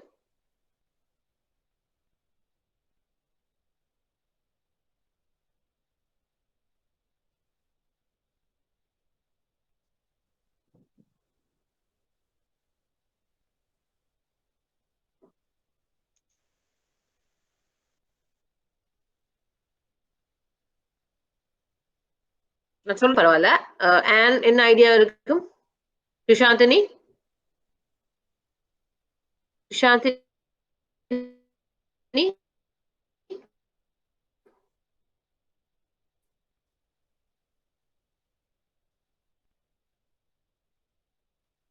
மூன்று வகையான ஆப்ஷன்ஸ் இருக்கு. சில பேர் என்ன பண்ணுவாங்க, if it's an urgent transaction சரியான மெத்தட்ல செய்யணும்னா ஒன்று ஈஸி வே அவுட். தினேஷ் சொல்றாரு, if nearby branch certified and sent internally perfect. நீங்க இங்க இருக்கிறீங்க, கேண்டி வந்து அவர் இருக்கிறார், கேண்டில பிரான்ச் இருந்தா டக்குன்னு கேண்டி ஸ்டாஃபுக்கு சொல்லி ஒன்று அவர் கேண்டிக்கு வந்து சைன் பண்ணணும், இல்லை கேண்டி ஸ்டாஃப் அனுப்புங்க சைன் பண்றதுக்கு. அப்ப யாராவது ஸ்டாஃப் சைன் பண்ணி ஒரிஜினல் சீல் சைன் பண்ணி அனுப்பினோம்னா உங்களோட ரெஸ்பான்சிபிலிட்டி ஓகே, யூர் டன். அப்படி அங்க போக முடியாத பட்சத்துல நீங்களே போறது, worst come to worst, நீங்க போறது இஸ் பெஸ்ட் ஆப்ஷன். ப்ராஃபிட் கூட வருது, அப்படி இப்படி இருக்குது, உங்களுக்கு வேற ஆக்கள் நம்பி கொண்டு இருக்கலாம்னா நீங்க டைரக்ட்லி இறங்குறது ஈஸியஸ்ட் ஆப்ஷன். மூன்றாவது ஆப்ஷன், ஓகே ஒரு வழியே இல்லை, லைக் உங்களுக்கு சைன் பண்றதுக்கு நீங்களும் போகலாது, அவருக்கு பக்கம் கூட உங்களோட டிஎல்ஏ இருக்கு, டெலிகேட்டரி அத்தாரிட்டி இருக்கு, அப்ரூவர்ஸ் இருப்பாங்க, அவங்கள்ட்ட இன்ஃபர்மேஷனை கொடுத்து அப்ரூவல் எடுக்கலாம். சில பேங்க்ஸ் அதை அக்செப்ட் பண்ணும். ஒரு அர்ஜென்ட் சிச்சுவேஷன் போது சிச்சுவேஷனுக்கு ஏத்த மாதிரி ஆக்கள் அக்செப்ட் பண்ணலாம். பண்ணினால் ஓகே இப்போதைக்கு இதை ஓபன் பண்ணி போட்டு வித்தின் 1 வீக்குள்ள எனக்கு இந்த டாக்குமெண்டேஷன் ஒரிஜினல் சப்மிட் பண்ண வரும் அப்படின்னு சொல்லுவாங்க. அது ஐடியல் கிடையாது. நான் இப்ப சொல்றது ரொம்ப பிராக்டிக்கலான விஷயம். டே டு டேல சில நாங்க இவ்வளவோ நாங்க ரூல்ஸ் அண்ட் ரெகுலேஷன்ஸ் பேசலாம், பட் பிராக்டிக்கலி எப்படி நாங்க இதை செய்யறதுன்றது அப்ப ஒரு கட்டத்துல வரும்போது நீங்க அப்படி செய்வீங்கன்னு சொன்னா என்ன ரிஸ்க் அப்படின்னு சொன்னா, அது ஒரு ஃப்ராடுலன்ட் கஸ்டமரா இருக்கிற பட்சத்துல ஒரு 1 வீக் டைம் கொடுத்தாலே அது போதுமானது. இன்றைக்கு அக்கௌண்ட் ஓபன் பண்ணி வேற யாருக்கும் ட்ரான்ஸ்ஃபர் பண்ணி மூடிட்டு போயிட்டே இருப்பாங்க. ஸோ அது ரொம்ப ரொம்ப ரிஸ்கியானது. அன்லஸ் அதர்வைஸ் இந்த கஸ்டமர் உங்களுக்கு நல்லா தெரியும், ஓ இன்னொரு ரொம்ப முக்கியமான இன்ட்ரடியூஸ் பண்ணி ஒரு ஒரு குறிப்பிட்ட கம்ஃபர்ட் லெவல் வந்தால் நீங்க அதை செய்யலாம். அது இல்லாட்டி நான் ரெக்கமெண்ட் பண்ண மாட்டேன். அப்படி செய்தேன்னா நீங்க ஃபாலோ அப் பண்ணி இந்த 1 வீக்கோ 2 வீக்ஸோ டைமுக்குள்ள எப்படியாவது அவர் இங்க வரவழைச்சு எடுத்து கொடுத்துரும். அப்படியே முடியலன்னு வச்சுக்கணும், அவர் அந்த 1 or 2 வீக்ஸ்ல எனக்கு தெரியும் எத்தனையோ பேங்க்ஸ்ல எத்தனையோ பிரான்ச்சஸ்ல பெண்டிங் டாக்குமெண்டேஷன்ல ஓபன் பண்ண டாக்குமெண்ட்ஸே ஒரு கிட்டத்தட்ட 1 year பெண்டிங்கோ மேக்ஸிமம் சில 2 years பெண்டிங் கூட வச்சிருப்பாங்க, நம்ப மாட்டீங்க. நீங்க அப்படி ஏதாவது பார்த்துருக்கீங்களா? பெண்டிங் டாக்குமெண்டேஷன்ஸ்ல அக்கௌண்ட்ஸ் ஓபன் பண்ணி ஏதாவது டிரான்சாக்ஷன் ஓபன் ஆயிருக்கு, நீங்க ஏதாவது கேள்விப்பட்டிருக்கீங்களா பெண்டிங் டாக்குமெண்டேஷன் அப்படின்னு? ரொம்ப ரொம்ப மாசத்துக்கு ரொம்ப வருஷத்துக்கு டாக்குமெண்டேஷன் ஓபன் ஆயிருக்கும், கஸ்டமர் வந்திருக்கவே மாட்டார். உங்களுக்கு ஏதாவது எக்ஸ்பீரியன்ஸ் இருக்கா? நீங்க கேள்விப்பட்டிருக்கீங்களா? சோ அப்படி இருந்தா அது ரொம்ப ரிஸ்கியானது. ஏனென்றா இன்கேஸ் ஏதாவது லீகல் கோர்ட் கேஸ் வந்தா அது ஃப்ராடுலண்ட் ப்ரூவ் ஆச்சுன்னு சொன்னா நீங்களே வீட்டை போக வேண்டிய நிலைமை, வீட்டை மட்டுமே ஜெயிலுக்கே போக வேண்டிய நிலைமை. அது அந்த அளவுக்கு சீரியஸான ஒரு இஷ்யூ. டாக்குமெண்டேஷன் சொல்றது சிம்பிள் விஷயம், பட் அது கூட உங்களோட லைஃப பாதிக்கக்கூடிய அளவுக்கு ஒரு பாரதூரமான விஷயம் அது. சோ அப்படிப்பட்டத்துல நீங்க நீங்க ரெஸ்பான்சிபிலிட்டி எடுத்தீங்கன்னா என்ன பொறுத்த வரைக்கும் ஒரு 2 வீக்ஸ்ன்னு சொன்னீங்கன்னா 2 வீக்ஸுக்கு டிரான்சாக்ஷன் நடக்காத பட்சத்துல இமீடியட்டா அக்கௌண்ட்டை க்ளோஸ் பண்ணி ஹோல்ட் பண்ணி க்ளோஸ் பண்றது பெஸ்ட் ஐடியா. ஹோல்டிங் மட்டும் இல்ல, க்ளோஸ் பண்றது ஒன்று. ஒரு ஹோல்ட் போட்டீங்கன்னா டிரான்சாக்ஷன் செய்யல, அது ஒரு மேபி ஒரு வார்னிங். செகண்ட்ல வந்து நீங்க அக்கௌண்ட்டை க்ளோஸ் பண்ணி போட்டு லெட்டர் அனுப்புங்க, டாக்குமெண்டேஷன்ல சப்மிட் பண்ண அப்புறம் மறுபடியும் ஓபன் பண்றேன். அவருடைய அவசரத்துக்கு திறந்தது, அந்த அவசரத்துக்கு அவர் ஃபுல்ஃபில் பண்ணல. என்னதான் டாப் நாச் கஸ்டமரா இருந்தாலும் கஸ்டமரா உங்களுடைய வேலையாண்டு வரும்போது நீங்க உங்களே பாதுகாக்க வேண்டியது முக்கியம் தான் அதுல. அது மட்டும் இல்ல, அவர் ஃப்ராடுலண்டா இருக்கிற சந்தர்ப்பத்துல எத்தனையோ ஆக்கள் அதுல ஏமாற சான்சஸ் இருக்கு. ஸோ நீங்க செய்ய வேண்டியது அந்த அந்த குறிப்பிட்ட டைம் லைனுக்குள்ள அந்த அந்த அப்ரூவலும் எக்ஸ்பயர் ஆகி டைம் லைனும் போச்சுன்னு சொன்னா இமீடியட்டா அந்த அக்கௌண்ட்டை க்ளோஸ் பண்ண வேண்டியதான் முதலாவது வேலை. சம்டைம்ஸ் நான் சொல்ற அளவுக்கு ஈஸியா இருக்கு, அது பெரிய பெரிய டிரான்சாக்ஷன்ஸ் வந்திருக்கலாம், ட்ரேட் டிரான்சாக்ஷன் லிங்க் ஆகியிருக்கலாம். ஸோ நீங்க சஃபிஷியன்ட் பாதுகாப்பு எடுத்துக்கொண்டு உங்களுடைய பெரியவர்களுடன் உங்களோட அப்ரூவர்ஸ் பெரியாக்களோட அப்ரூவல் எடுத்து அதை செய்யறதுதான் பெஸ்ட் ஐடியா. ஸோ அதுதான் அதுக்குரிய ஆன்சர். நான் இது டைம் எடுக்கிறதுக்கான இது ரொம்ப ரொம்ப முக்கியமானது. அதனால ஒரு எளிய ஒப்பந்தத்தில் சாட்சி கையொப்பம் காணப்பட வேண்டுமா? ஒரு எளிய ஒப்பந்தத்தில் சாட்சி கையொப்பம் காணப்பட வேண்டுமா?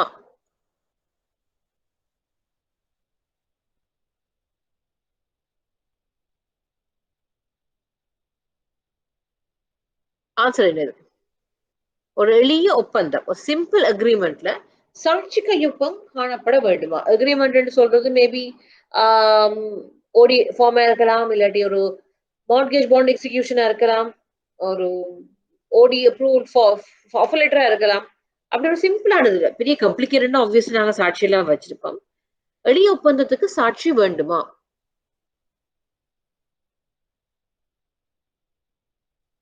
And Dinesh, any answer for that?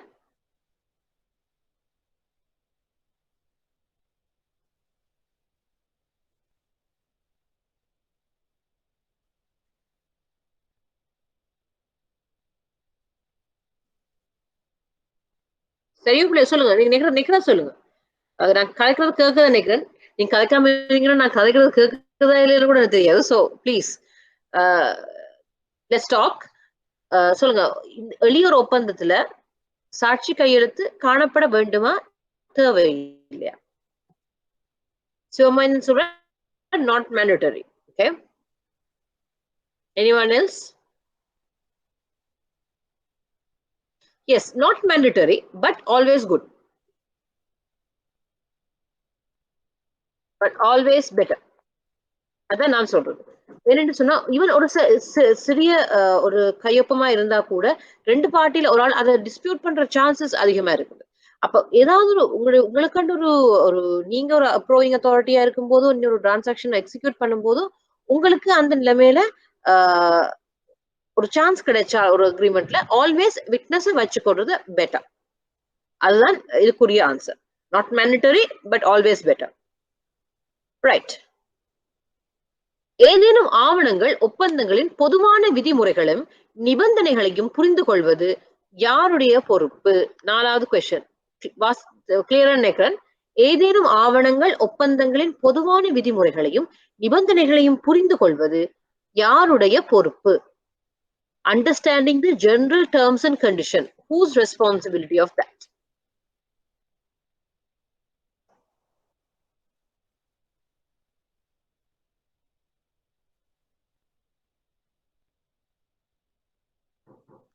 Understanding the terms and conditions. யாருடைய பொறுப்பு?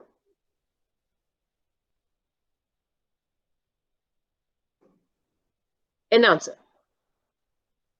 கஸ்டமர் எழுதுறார். ஓகே, எக்ஸாம்பிள் சொல்றேன். ஒரு பெரிய லோன் டிரான்சாக்ஷன் நடக்குது.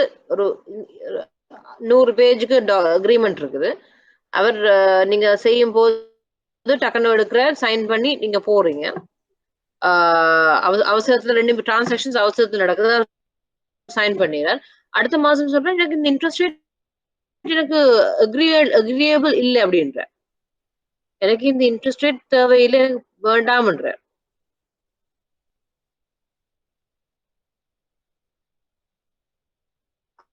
அப்ப நீங்க சொல்றீங்க நீங்க தான் சைன் பண்ணிக்கிறீங்க, நீங்க சைன் பண்ணி போட்டீங்க அப்படின்ற. நான் சைன் பண்ண நீங்க அவசரத்துல காட்டினீங்க, நான் நினைச்சேன் நீங்க இதெல்லாம் கேட்க மாட்டீங்க, இதெல்லாம் யார் நான் வழக்கமா நான் ரீட் பண்றதே இல்லையே அப்படின்ற. இந்த சந்தர்ப்பத்துல யார் சரி யார் தவறு? இது GTC இதுகள் எல்லாத்தையும் வாசிச்சு விளங்கப்படுத்துறது யாருடைய பொறுப்பு? both parties. Okay, and Dinesh, Shantini, any answers? Any different answers? Customer ன்னு சொல்றார்கள், bankers, officers ன்னு சொல்றார்கள்.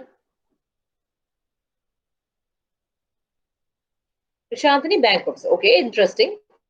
Right. Anything else?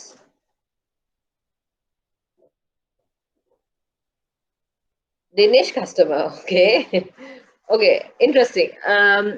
And நீங்க அதான் மிச்சம். நீங்க என்ன நினைக்கிறீங்க? 3 வகையான ஆன்சர்ஸ் வந்திருக்கு இப்ப எனக்கு. சிவமைந்தன் ஆல் என்று சொல்ற, 2 பேரும் ரெஸ்பான்சிபிள் என்ற. கிருஷ்ணாந்தனி பேங்க் ஆபீசர் அப்படின்னு சொல்றாங்க. தினேஷ் கஸ்டமர் அப்படின்னு சொல்றாங்க.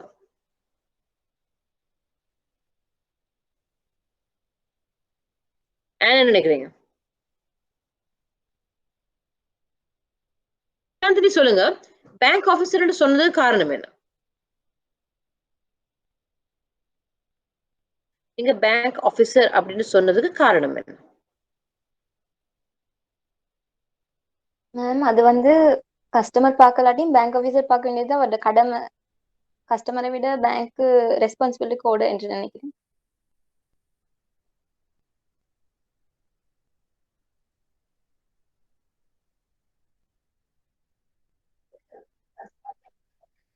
கண்டிஷன்ஸ் பேங்க் தானே போட்டிருக்கு டாக்குமெண்ட். அப்ப அது எனக்கு புரியல, நீங்க சொல்றது எனக்கு விளங்கல. எக்ஸாக்ட்லி சொல்லுங்க, ஏன் நீங்க பேங்க்னு சொன்னீங்க? ரெஸ்பான்சிபிலிட்டி கூட சரி, ஜெனரல் டேர்ம்ஸ் அண்ட் கண்டிஷன்ஸ் நாங்க வந்து பேங்க் கண்டிப்பா புரிஞ்சிருக்க வேணும். ஆனா கஸ்டமர் இப்ப நான் முதல்ல சொன்ன எக்ஸாம்பிள்ல அப்ப கஸ்டமர் பேங்கர்ஸ் தான் தப்பு அப்படின்னு சொல்ல பாருங்களா? இல்ல மேம், அப்படின்னு சொல்ல வரல. பேங்க் ஆபீசர் அவங்க கஸ்டமர் வாசிக்காட்டியுமே பேங்க் ஆபீசர் சொல்லி காட்டணும்னு சொல்றேன். Good, okay.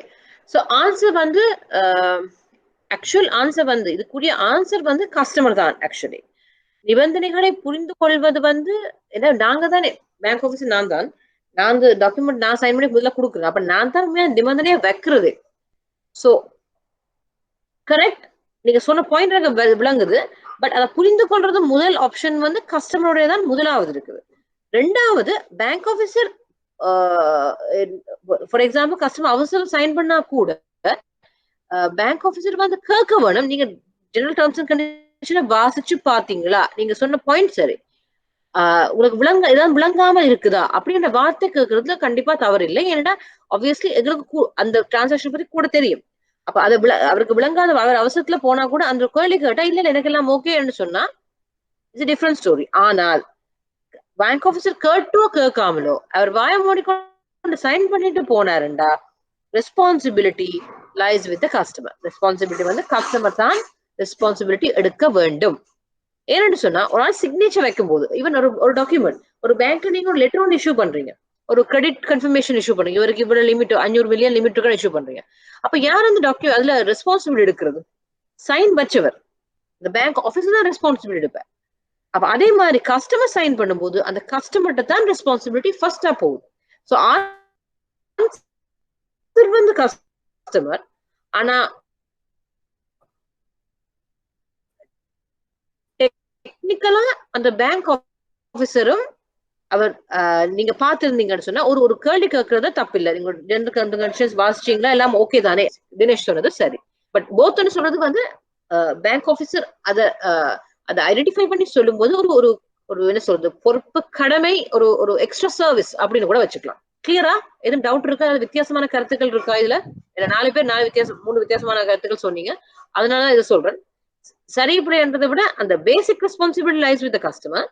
But bank officer அதை பற்றி எடியூகேட் பண்றது வந்து அவருக்கும் நல்ல அந்த கஸ்டமருக்கும் நல்ல, எதுவும் பிற்காலத்துல இஷ்யூ வராம தவிர்க்கிறது. இருந்தாங்க அந்த கஸ்டமர் ஒரு குறிப்பிட்ட பேங்க்ல ஒரு கஸ்டமர் இருந்தாங்க, அவங்க ஒரு அவசரத்துக்கு ஒரு ஓவர் டிராஃப்ட் கேட்டிருக்காங்க. அப்ப டாக்குமெண்டேஷன் இல்லாம இவங்க இன்றைக்கு எனக்கு வேணும், இன்றைக்கு அப்ரூவ் பண்ணி நாளைக்கு டிஸ்போஸ் பண்ணணும் கேட்டிருக்காங்க. ப்ரோசஸ்க்கு வந்து ஒரு 3 நாள் யூஸ்வலா டைம் எடுக்கும். ஆஃபர் லெட்டர் எல்லாம் போட்டு டாக்குமெண்ட் எல்லாம் போட்டு டைம் எடுக்கும். அப்ப இவங்க என்ன பண்ணிக்கிறாங்க, இப்ப கஸ்டமருக்கு வேணும் அவசரம், அப்ப டக்குனு என்ன பண்ணுறாங்க, டிஓடி அப்ரூவல் எல்லாம் இன்டர்னல் எடுத்து டப்புன்னு டிஓடி என்ன சொன்னா சொல்லுவேன் ஒரு 30%, இப்ப டிஓடி 30% தானே, அப்ப டிஓடி 30% டக்குன்னு நெக்ஸ்ட் டே மார்னிங் அவங்க அப்ரூவல் எல்லாம் எடுத்து ஆர்டிஜிஎஸ் மூலமா அந்த ஃபண்ட்ஸை சொல்லுவேன் for example 5 million slips RTGS மூலமா அனுப்பிட்டாங்க. இன்னும் டாக்குமெண்டேஷன் ஒரு சிக்னேச்சரும் வரல, அதுக்கு அப்ரூவலும் இன்டர்னல் எடுத்துட்டாங்க. அப்ப எடுத்த அப்புறம் அடுத்த மாசம் இன்னும் டாக்குமெண்டேஷன் அவங்க அனுப்பிட்டாங்க. இப்ப டிஓடி எல்லாம் போட்டு எல்லா லெட்டர்ஸ் எல்லாத்தையும் போட்டு அனுப்பியாச்சு. கஸ்டமர் காசெல்லாம் எடுத்தாச்சு, எடுத்து யூஸ் பண்ணி எல்லாம் செய்ய முடிச்சு. நான் இந்த ரேட்டுக்கு ரெடி இல்லை அப்படின்ற கஸ்டமர். இதுல யாரோட ஒரு ரிக்வெஸ்ட் லெட்டர் கூட கிடையாது. கஸ்டமர் ரிக்வெஸ்ட் பண்ணி லெட்டர் ஒன்றும் கூட தந்ததில்லை, அவசரத்தில் நடந்த டிரான்சாக்ஷன். இதுல யார் பொறுப்பு? கஸ்டமர் சொல்றாரு எனக்கு இந்த ரேட்டுக்கு எனக்கு அக்ரி பண்ண இயலாது, எனக்கு டூ மச், இந்த இன்ட்ரெஸ்ட் ரேட் ஒரு 10% பரவாயில்ல டிஓடி செய்யலாம், ஆனா இல்லாட்டி இந்த ரேட்டுக்கு எல்லாம் என்னால அக்ரி பண்ண இயலாதுன்னு சொல்றேன். அப்படி சொல்லும் போது ஒரு கிளாஷ் வருது. அதுக்கப்புறம் அந்த டிரான்சாக்ஷன் அவர் பே பண்ண விடுறார், அது கஸ்டமர் என்பிஎலுக்கு போகுது, அப்புறம் கோர்ட் கேஸ் எழுபடுது.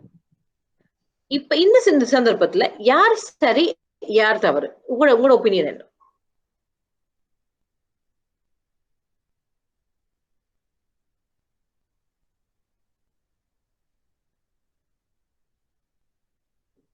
யாரும் சொல்லலாம். உங்களோட ஒப்பீனியன் என்ன இதுல? இந்த சந்தர்ப்பத்தில் இந்த நான் சொன்ன கேஸ் ஸ்டடியில யார் சரி யார் தவறு? யார் சரி யார் தவறுன்னு சொல்லல, அது 2 பேர்லையுமே பிள்ளை இருக்கு. கஸ்டமர் வந்து ஜெனியூனா ஆக்ட் பண்ணியிருக்கணும், அட் த டைம் பேங்க் வந்து ரெஸ்பான்சிபிலிட்டியா செய்ய வேண்டிய வேலைகளை செய்திருக்கணும். கஸ்டமருக்கு சர்வீஸ் கொடுக்குறதுக்காண்டி பிளைண்ட்லியா போய் செய்யல. Understood. Any other question? Any other answers? Arumugam Dinesh, bank சரியா தவறா?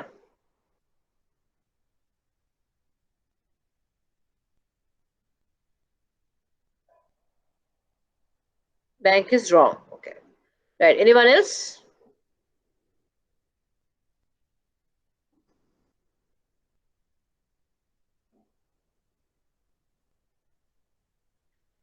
And நீங்க என்ன நினைக்கிறீங்க? தினேஷ், கிருஷாந்தினி, தினேஷ் சொல்லிட்டீங்க, சாரி. கிருஷாந்தினி and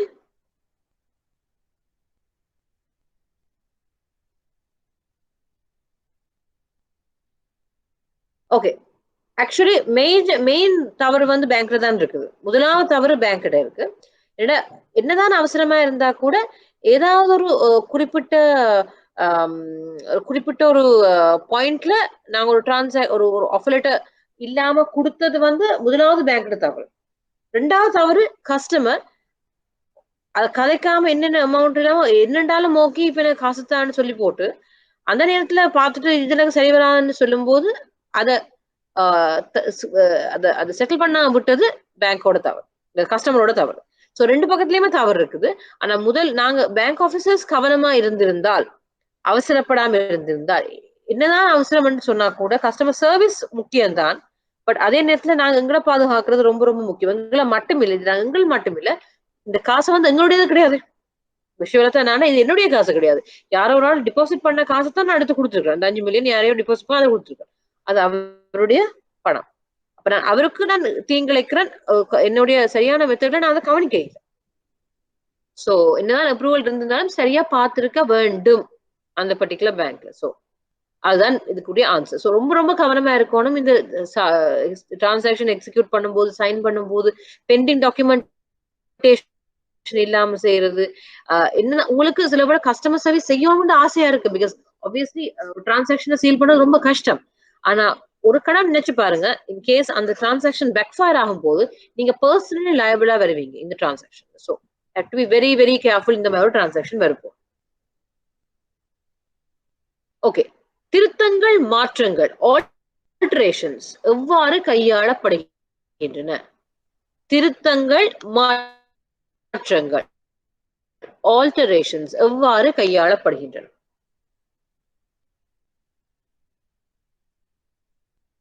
கஸ்டமர் வந்து 180 டேஸுக்கு 210 டேஸ் போட்டிருக்காரு. 210 டேஸ் கொடுக்க முடியாது. அப்ப இப்ப இந்த டிரான்சாக்ஷன் அவர் ஓத போன் சொல்ற, இல்ல நான் பிள்ளையா மார்க் பண்ணிட்டேன், அது 210 இல்ல 180 டேஸ் வர வேணும்ன்ற. அப்ப டிரான்சாக்ஷன் அவசரமா செய்யவும் வேணும்ன்ற. அப்ப இந்த மாதிரி நேரத்துல நீங்க என்ன மாதிரி கையாளுவீங்க? சரியான மெத்தட் என்ன செய்யலாம்? அது டைம் இல்லாத பொழுது என்னென்ன ஹேண்டில் பண்ணலாம்? நீங்க என்ன நினைக்கிறீங்க?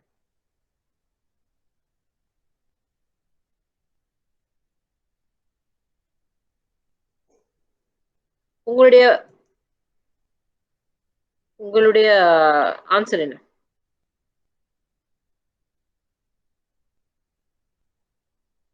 Dinesh?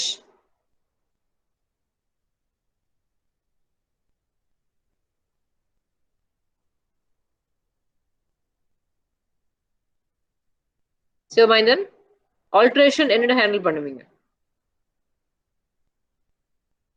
Alterations. And with the LC amendment request letter, we can proceed. Okay. All right.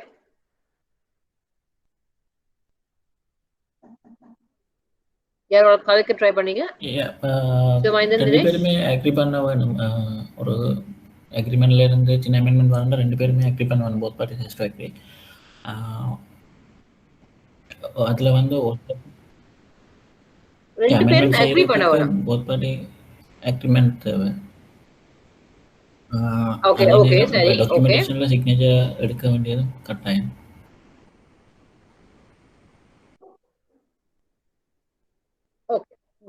Understood. In case உடனே செய்ய முடியாம போச்சு, இந்த டிரான்சாக்ஷன் வந்து லெட்டரோ இல்லாட்டி ஒன்றும் செய்ய முடியாம போச்சு, ஒரு வேர்பலி ஓவர் த ஃபோன் சொல்றார். அப்படியான சந்தர்ப்பத்தில் ஒரு ஓகே இப்படி சொல்றாரு, ஒரு அக்கவுண்ட்ஸ் கிளார்க் சொல்றார் இந்த டிரான்சாக்ஷன் இப்படித்தான் செய்யணும், சைன் பண்ணிக்கிறது வந்து டிரெக்டர் ஓவர் த ஃபோன் சொல்ற டிரெக்டர் சைன் பண்ணிட்டார்.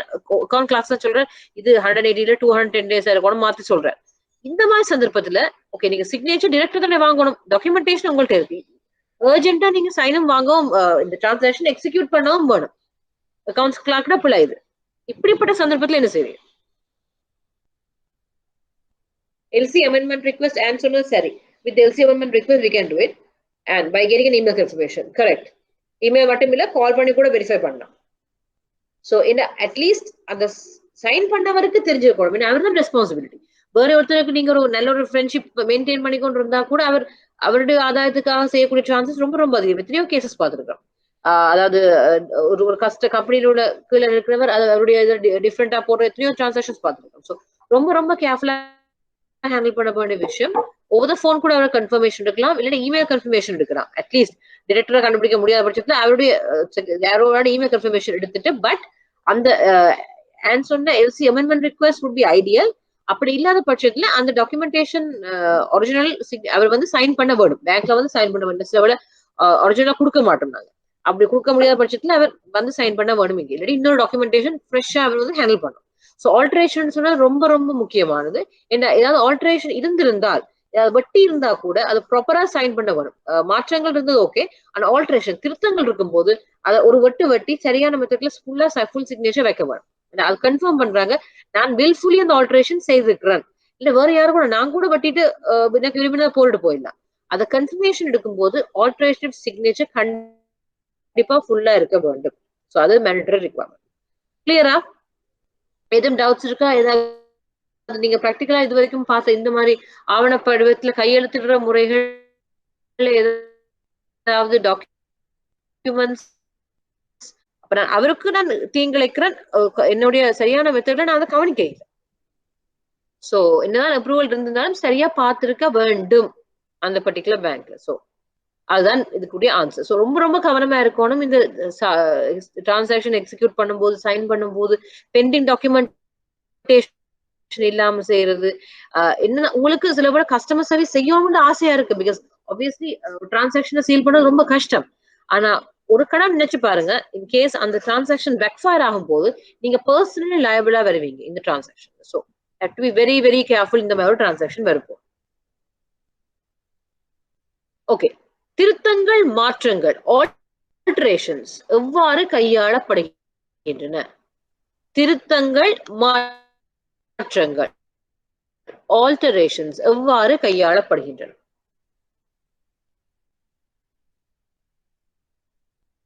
கஸ்டமர் வந்து 180 டேஸ்க்கு 210 டேஸ் போட்டிருக்காரு. 210 டேஸ் கொடுக்க முடியாது. அப்ப இப்ப இந்த டிரான்சாக்ஷன் அவர் ஓவர் த ஃபோன் சொல்ற, இல்ல நான் பிள்ளையா மார்க் பண்ணிட்டேன், அது 210 இல்ல 180 டேஸ் வர வேணும்ன்ற. அப்ப டிரான்சாக்ஷன் அவசரமா செய்யவும் வேணும்ன்ற. அப்ப இந்த மாதிரி நேரத்துல நீங்க என்ன மாதிரி கையாளுவீங்க? சரியான மெத்தட் என்ன செய்யலாம்? அந்த டைம் இல்லாத பொழுது என்னென்ன ஹேண்டில் பண்ணலாம்? நீங்க என்ன நினைக்கிறீங்க?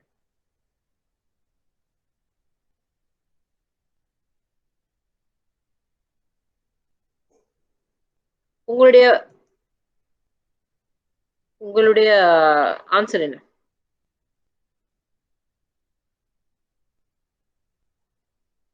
Dinesh?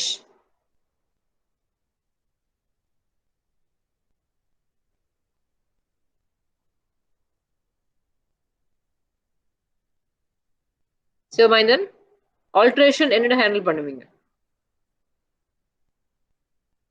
Alterations and with the LC amendment request letter we can proceed. Okay, all right.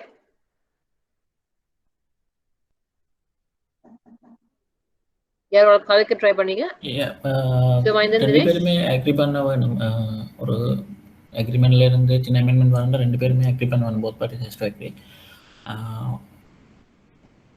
அதுல வந்து ரெண்டு பேரும் அக்ரி பண்ண வேணும். போத் பார்ட்டி அக்ரிமெண்ட் தேவை. ஓகே அதே ஓகே நேரம் சரி ஓகே டாக்குமெண்டேஷன்ல சிக்னேச்சர் எடுக்க வேண்டியதும் கட்டாயம்.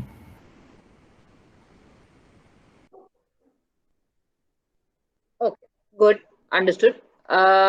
இன்கேஸ் உடனே செய்ய முடியாம போச்சு இந்த டிரான்சாக்ஷன் வந்து லெட்டரோ இல்லாட்டி ஒன்றும் செய்ய முடியாம போச்சு வேர்பலி ஓவர் த ஃபோன் சொல்றார் அப்படியான சந்தர்ப்பத்தில் ஒரு ஓகே இப்படி சொல்றேன் ஒரு அக்கவுண்ட்ஸ் கிளார்க் சொல்றார் இந்த இந்த டிரான்சாக்ஷன் இப்படித்தான் செய்யணும் சைன் பண்ணிக்கிறது வந்து director director over the phone சொல்ற டிரெக்டர் சைன் பண்ணிட்டார் அக்கவுண்ட் கிளாக்ஸ் தான் சொல்றார் இது 180 210 டேஸ் இருக்கணும் மாத்தி சொல்றார் இந்த மாதிரி சந்தர்ப்பத்துல ஓகே நீங்க சிக்னேச்சர் டிரெக்டர் தானே வாங்கணும் டாக்குமெண்டேஷன் உங்கள்கிட்ட இருக்கு அர்ஜென்ட்டா நீங்க சைனும் வாங்கவும் இந்த டிரான்சாக்ஷன் எக்ஸிக்யூட் பண்ணவும் வேணும் அக்கவுண்ட்ஸ் கிளார்க்னா பிள்ளை இது இப்படிப்பட்ட சந்தர்ப்பத்துல என்ன செய்வீங்க எல்சி அமெண்ட்மெண்ட் ரிக்வெஸ்ட் and சொன்னது சரி with the LC amendment request we can do it and by getting an email confirmation correct email மட்டும் இல்ல கால் பண்ணி கூட வெரிஃபை பண்ணலாம் சோ இந்த அட்லீஸ்ட் அந்த சைன் பண்ணவருக்கு தெரிஞ்சிருக்கணும் அவர் தான் ரெஸ்பான்சிபிலிட்டி வேற ஒருத்தருக்கு நீங்க ஒரு நல்ல ஒரு ஃப்ரெண்ட்ஷிப் மெயின்டைன் பண்ணி கொண்டு இருந்தா கூட அவருடைய ஆதாயத்துக்காக செய்யக்கூடிய சான்சஸ் ரொம்ப ரொம்ப அதிகம் எத்தனையோ கேசஸ் பார்த்துருக்கோம் அதாவது ஒரு கம்பெனியோட கீழே இருக்கிறவர் அவருடைய டிஃப்ரெண்டா போடுற எத்தனையோ டிரான்சாக்ஷன்ஸ் பார்த்துருக்கோம் ஸோ ரொம்ப ரொம்ப கேர்ஃபுல்லா ஹேண்டில் பண்ண வேண்டிய விஷயம் ஓவர் த ஃபோன் கூட அவரை கன்ஃபர்மேஷன் எடுக்கலாம் இல்லைன்னா இமெயில் கன்ஃபர்மேஷன் எடுக்கலாம் அட்லீஸ்ட் டிரெக்டரா கண்டுபிடிக்க முடியாத பட்சத்துல அவருடைய யாரோட இமெயில் கன்ஃபர்மேஷன் எடுத்துட்டு பட் அந்த சொன்ன LC amendment request would be ideal அப்படி இல்லாத பட்சத்துல அந்த டாக்குமெண்டேஷன் ஒரிஜினல் அவர் வந்து சைன் பண்ண வேணும் பேங்க்ல வந்து சைன் பண்ண வேணும் சில ஒரிஜினலா கொடுக்க மாட்டோம் நாங்க அப்படி கொடுக்க முடியாத பட்சத்துல அவர் வந்து சைன் பண்ண வேணும் இங்கே இல்லாட்டி இன்னொரு டாக்குமெண்டேஷன் ஃப்ரெஷ்ஷா அவர் வந்து ஹேண்டில் பண்ணும் ஸோ ஆல்ட்ரேஷன் சொன்னா ரொம்ப ரொம்ப முக்கியமானது என்ன ஏதாவது ஆல்ட்ரேஷன் இருந்திருந்தால்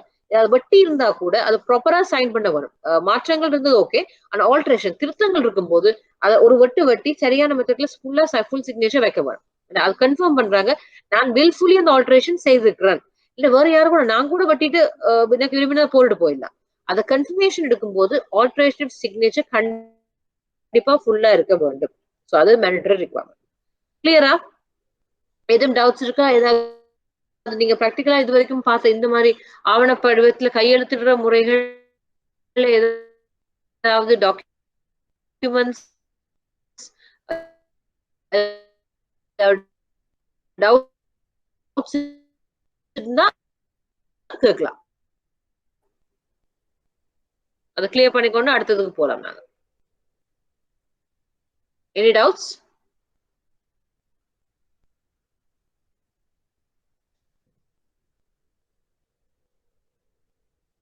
Any doubts?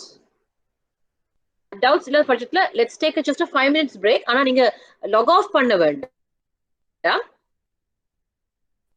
மியூட்ல விட்டுட்டு போங்க. நாங்க சரியா இப்ப log off ஆக வேண்டாம். மியூட்ல விட்டு போங்க. சரியா?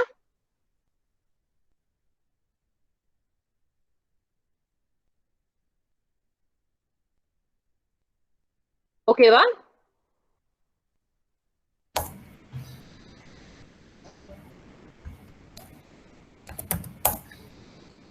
Yes, Yavaida.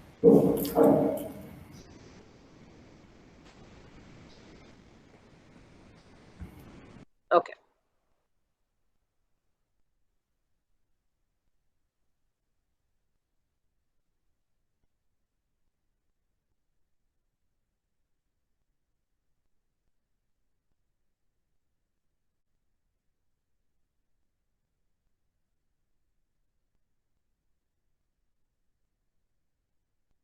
Hi.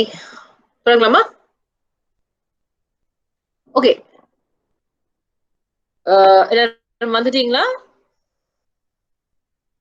ஒரு சாட்ல ஒரு எஸ்ன்னு போடுங்கப்பா எனக்கு தெரியும்.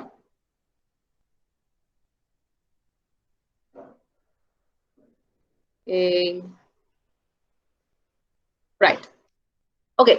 We are going to start some interesting topic on start பண்ண போறோம்.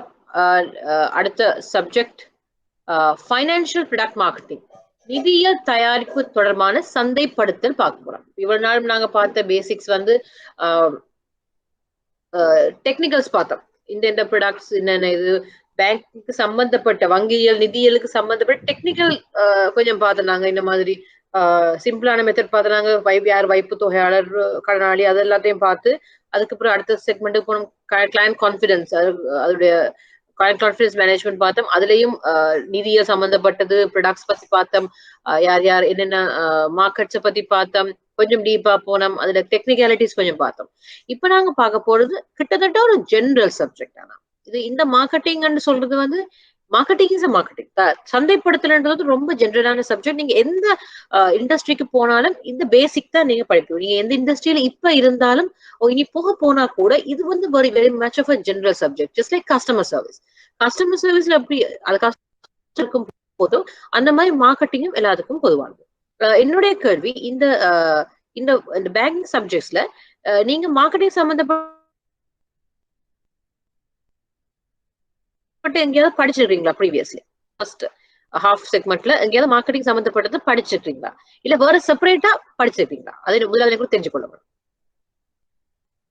மார்க்கெட்டிங் சம்பந்தப்பட்ட ஏதாவது எந்த அளவு உங்களோட நாலேஜ் இருக்குதுன்றதை பாக்குறதுக்காக, ஸோ அதுக்கேற்ற மாதிரி நான் கொண்டு போறதுக்காக இந்த கேள்வி கேட்கிறேன். மார்க்கெட்டிங்ன்ற சப்ஜெக்ட் நீங்க எப்பயாவது படிச்சிருக்கீங்களா? இந்த இந்த பர்டிகுலர் சென்ட்ரல் பேங்க்ல படிச்சிருக்கீங்களா, இது வேற வெளியில படிச்சிருக்கீங்களா? Okay, Sivamayanthan not at all. Okay, anyone else? And no. Okay, Prashantini, Dinesh? No. Dinesh? Okay, good. So basically எல்லாருமே starters, beginners தான் இந்த சப்ஜெக்ட்ல. ரொம்ப இன்ட்ரெஸ்டிங்கான சப்ஜெக்ட் ஐ வுட் சே. என்னுடைய pet subject also. end of the day மார்க்கெட்டிங்னு சொல்லி நீங்க நினைக்கிறது என்னன்றதை அதுல முதல்ல புரிஞ்சுக்கலாம். இது கொஞ்சம் டைம் எடுத்து படிக்க வேண்டிய சப்ஜெக்ட். இது சரியா நீங்க எடுத்தீங்கன்னு சொன்னா இது ரொம்ப டீப்பா போக வேண்டும் இல்ல. இந்த சப்ஜெக்டை பொறுத்தவரையில நாலேஜ் வைஸ் உங்களுக்கு பெரிய பெரிய தியரிஸ் தெரியணும்னா பெரிய அவசியம் கிடையாது. பட் எக்ஸாமினர் எக்ஸ்பெக்ட் பண்ணுவேன் சர்டன் மாடல், சர்டன் பேசிக் பிரின்சிபல் உங்களுக்கு தெரிய வேண்டும். என்ன அதை ப்ராக்டிக்கல் கொஸ்டின்ஸ்ல அப்ளை பண்ண சொல்லி கேட்க போறாங்க. அதனால நீங்க பேசிக்கா சரியா புரிஞ்சிருக்கீங்கன்னா நீங்க வேற அந்த பேசிக் சரியா விளங்கிட்டு எக்ஸாம்பிள்ஸை போட்டு கொண்டு போறது ரொம்ப ஈஸி. இப்படின்றதுலாம் செய்து கொண்டு போயிடலாம். சோ எனக்கு சொல்லுங்க, ஒவ்வொருத்தரும் 4 பேர் இருக்கிறவங்கள உங்களை பொறுத்த வரைக்கும், உங்களுடைய சப்ஜெக்டை பொறுத்த வரைக்கும் நீங்க இந்த மார்க்கெட்டிங்னா என்ன, உங்களுடைய தெளிவு என்ன, இதை பற்றி உங்களுடைய வரைவிலக்கணத்தை பத்தி நீங்க சொல்லலாம். யாராவது கான்மெண்ட் சொல்லுங்க. 4 பேர்ட்ட டெஃபினிஷன்ஸ் இருந்தா நல்லா இருக்கும். உங்களுக்கு சிம்பிளா ஒரு வரியில சொன்னாலும் பரவாயில்ல. நீங்க நினைக்கிற மார்க்கெட்டிங் என்ன, வாட் இஸ் இட், மார்க்கெட்டிங் டிவிஷன்ல என்ன நடக்குதுன்னு நீங்க என்ன எதிர்பார்க்கறீங்க, அப்படி அப்படி கேள்வி கேட்கறேன். நீங்க சொல்லுங்க. மார்க்கெட்டிங் பத்தி என்ன தெரியும், மார்க்கெட்டிங்னா என்ன? பேங்கிங் பத்தி இல்ல, நான் சாதாரண மார்க்கெட்டிங் பத்தி கேட்கிறேன். சிவமாயந்தன்?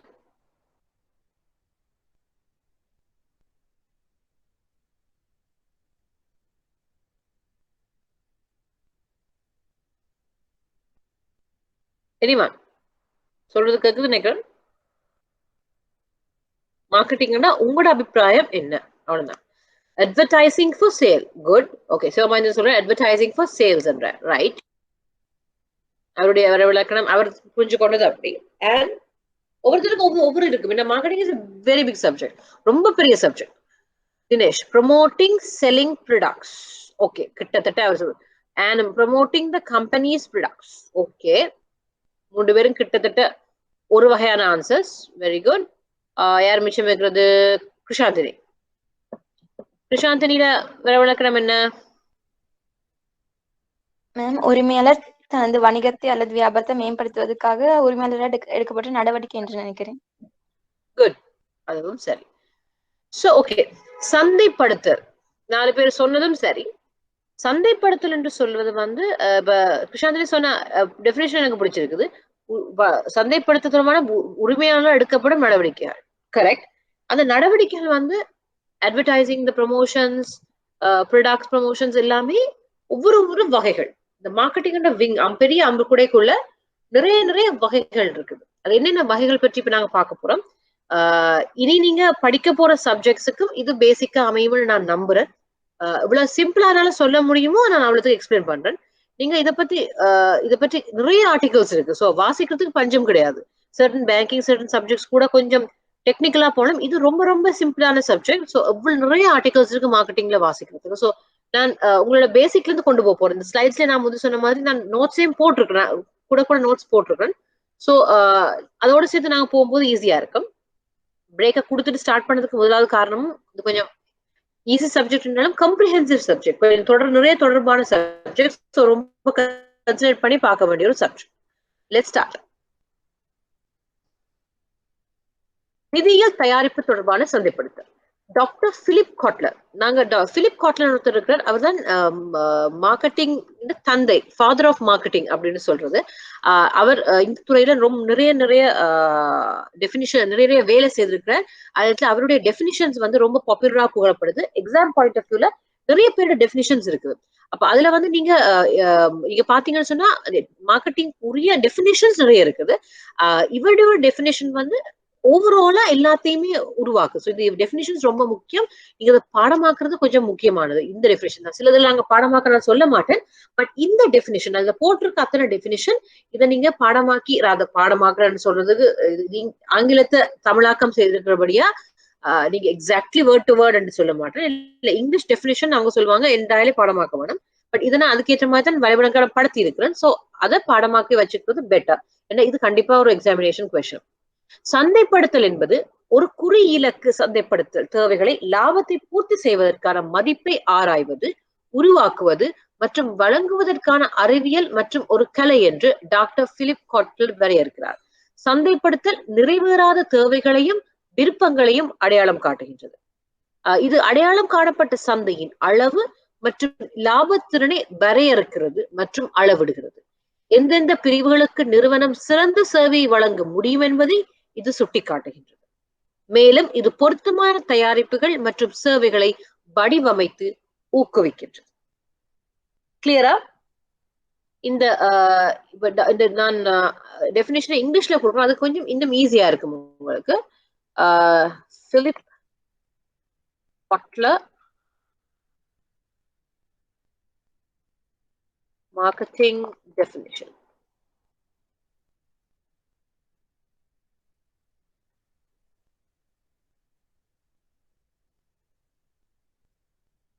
அவருடைய சுருங்கத்துக்குள்ள டெஃபினிஷன்ஸும் இருக்குது.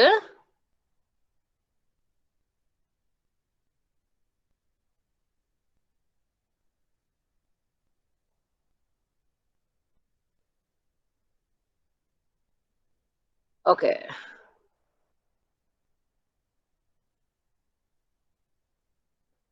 இதுதான் அந்த டெஃபினேஷன். நான் சாட்ல பாருங்க, இதை போட்டு விடுறேன்.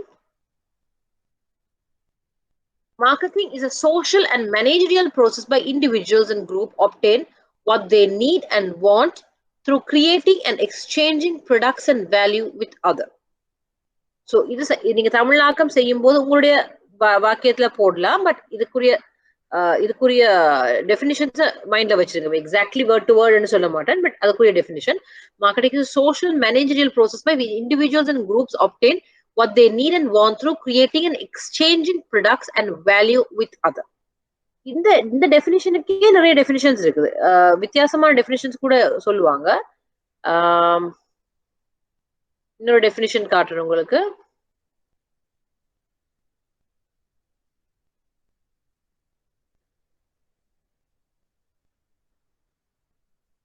ஓகே,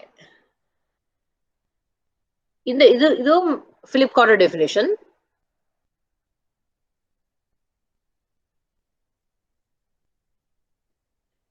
ரைட், இதுதான் நான் இப்ப எக்ஸ்பிளைன் பண்ணிருக்கிற டெஃபினிஷன். ரெண்டுமே பிலிப் காட்லர் தான்.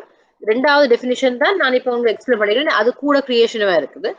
The Philip Kotler defines a marketing as a science and art of exploring, creating and delivering value to satisfy the needs of a target market at a profit.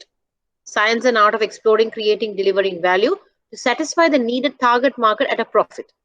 Marketing identifies unfulfilled needs and desires. It measures, quantifies the size of identified market and the profit potential. It pinpoints which segments of the company is capable of serving best, and it designs and promotes the appropriate products and services.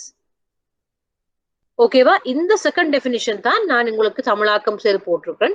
தமிழாக்கம் செய்யும் போது words வந்து வித்தியாசப்படலாம். So don't worry, அதை ரொம்ப வரி பண்ண வேண்டாம். இப்ப நீ இந்த வரை இலக்கணத்தை பூர்வப்படி பகிர்ந்து கொள்ளுங்க. நிறைவேறாதிகள் திருப்பங்களையும் விருப்பங்களையும் அடையாளம் காட்டுறதுதான் மெயினான வரைவிடம். அடுத்தது பார்த்தோம்னு சொன்னா இந்த நிதி தயாரிப்பு சந்தைப்படுத்தல் என்பது நிதி தயாரிப்பு நாங்க நார்மலா பார்த்தது வந்து ஜென்ரலா மார்க்கெட்டிங் டெஃபினிஷன்ஸ் பார்த்தோம். இதுல நிதியியல் பேங்கிங் இது வரும்போது நிதி சேவைகள் நிறுவனங்களின் தேவைகளை பூர்த்தி செய்யும் சந்தைப்படுத்தும் தீர்வுகளின் தொகுப்பை குறிக்குது.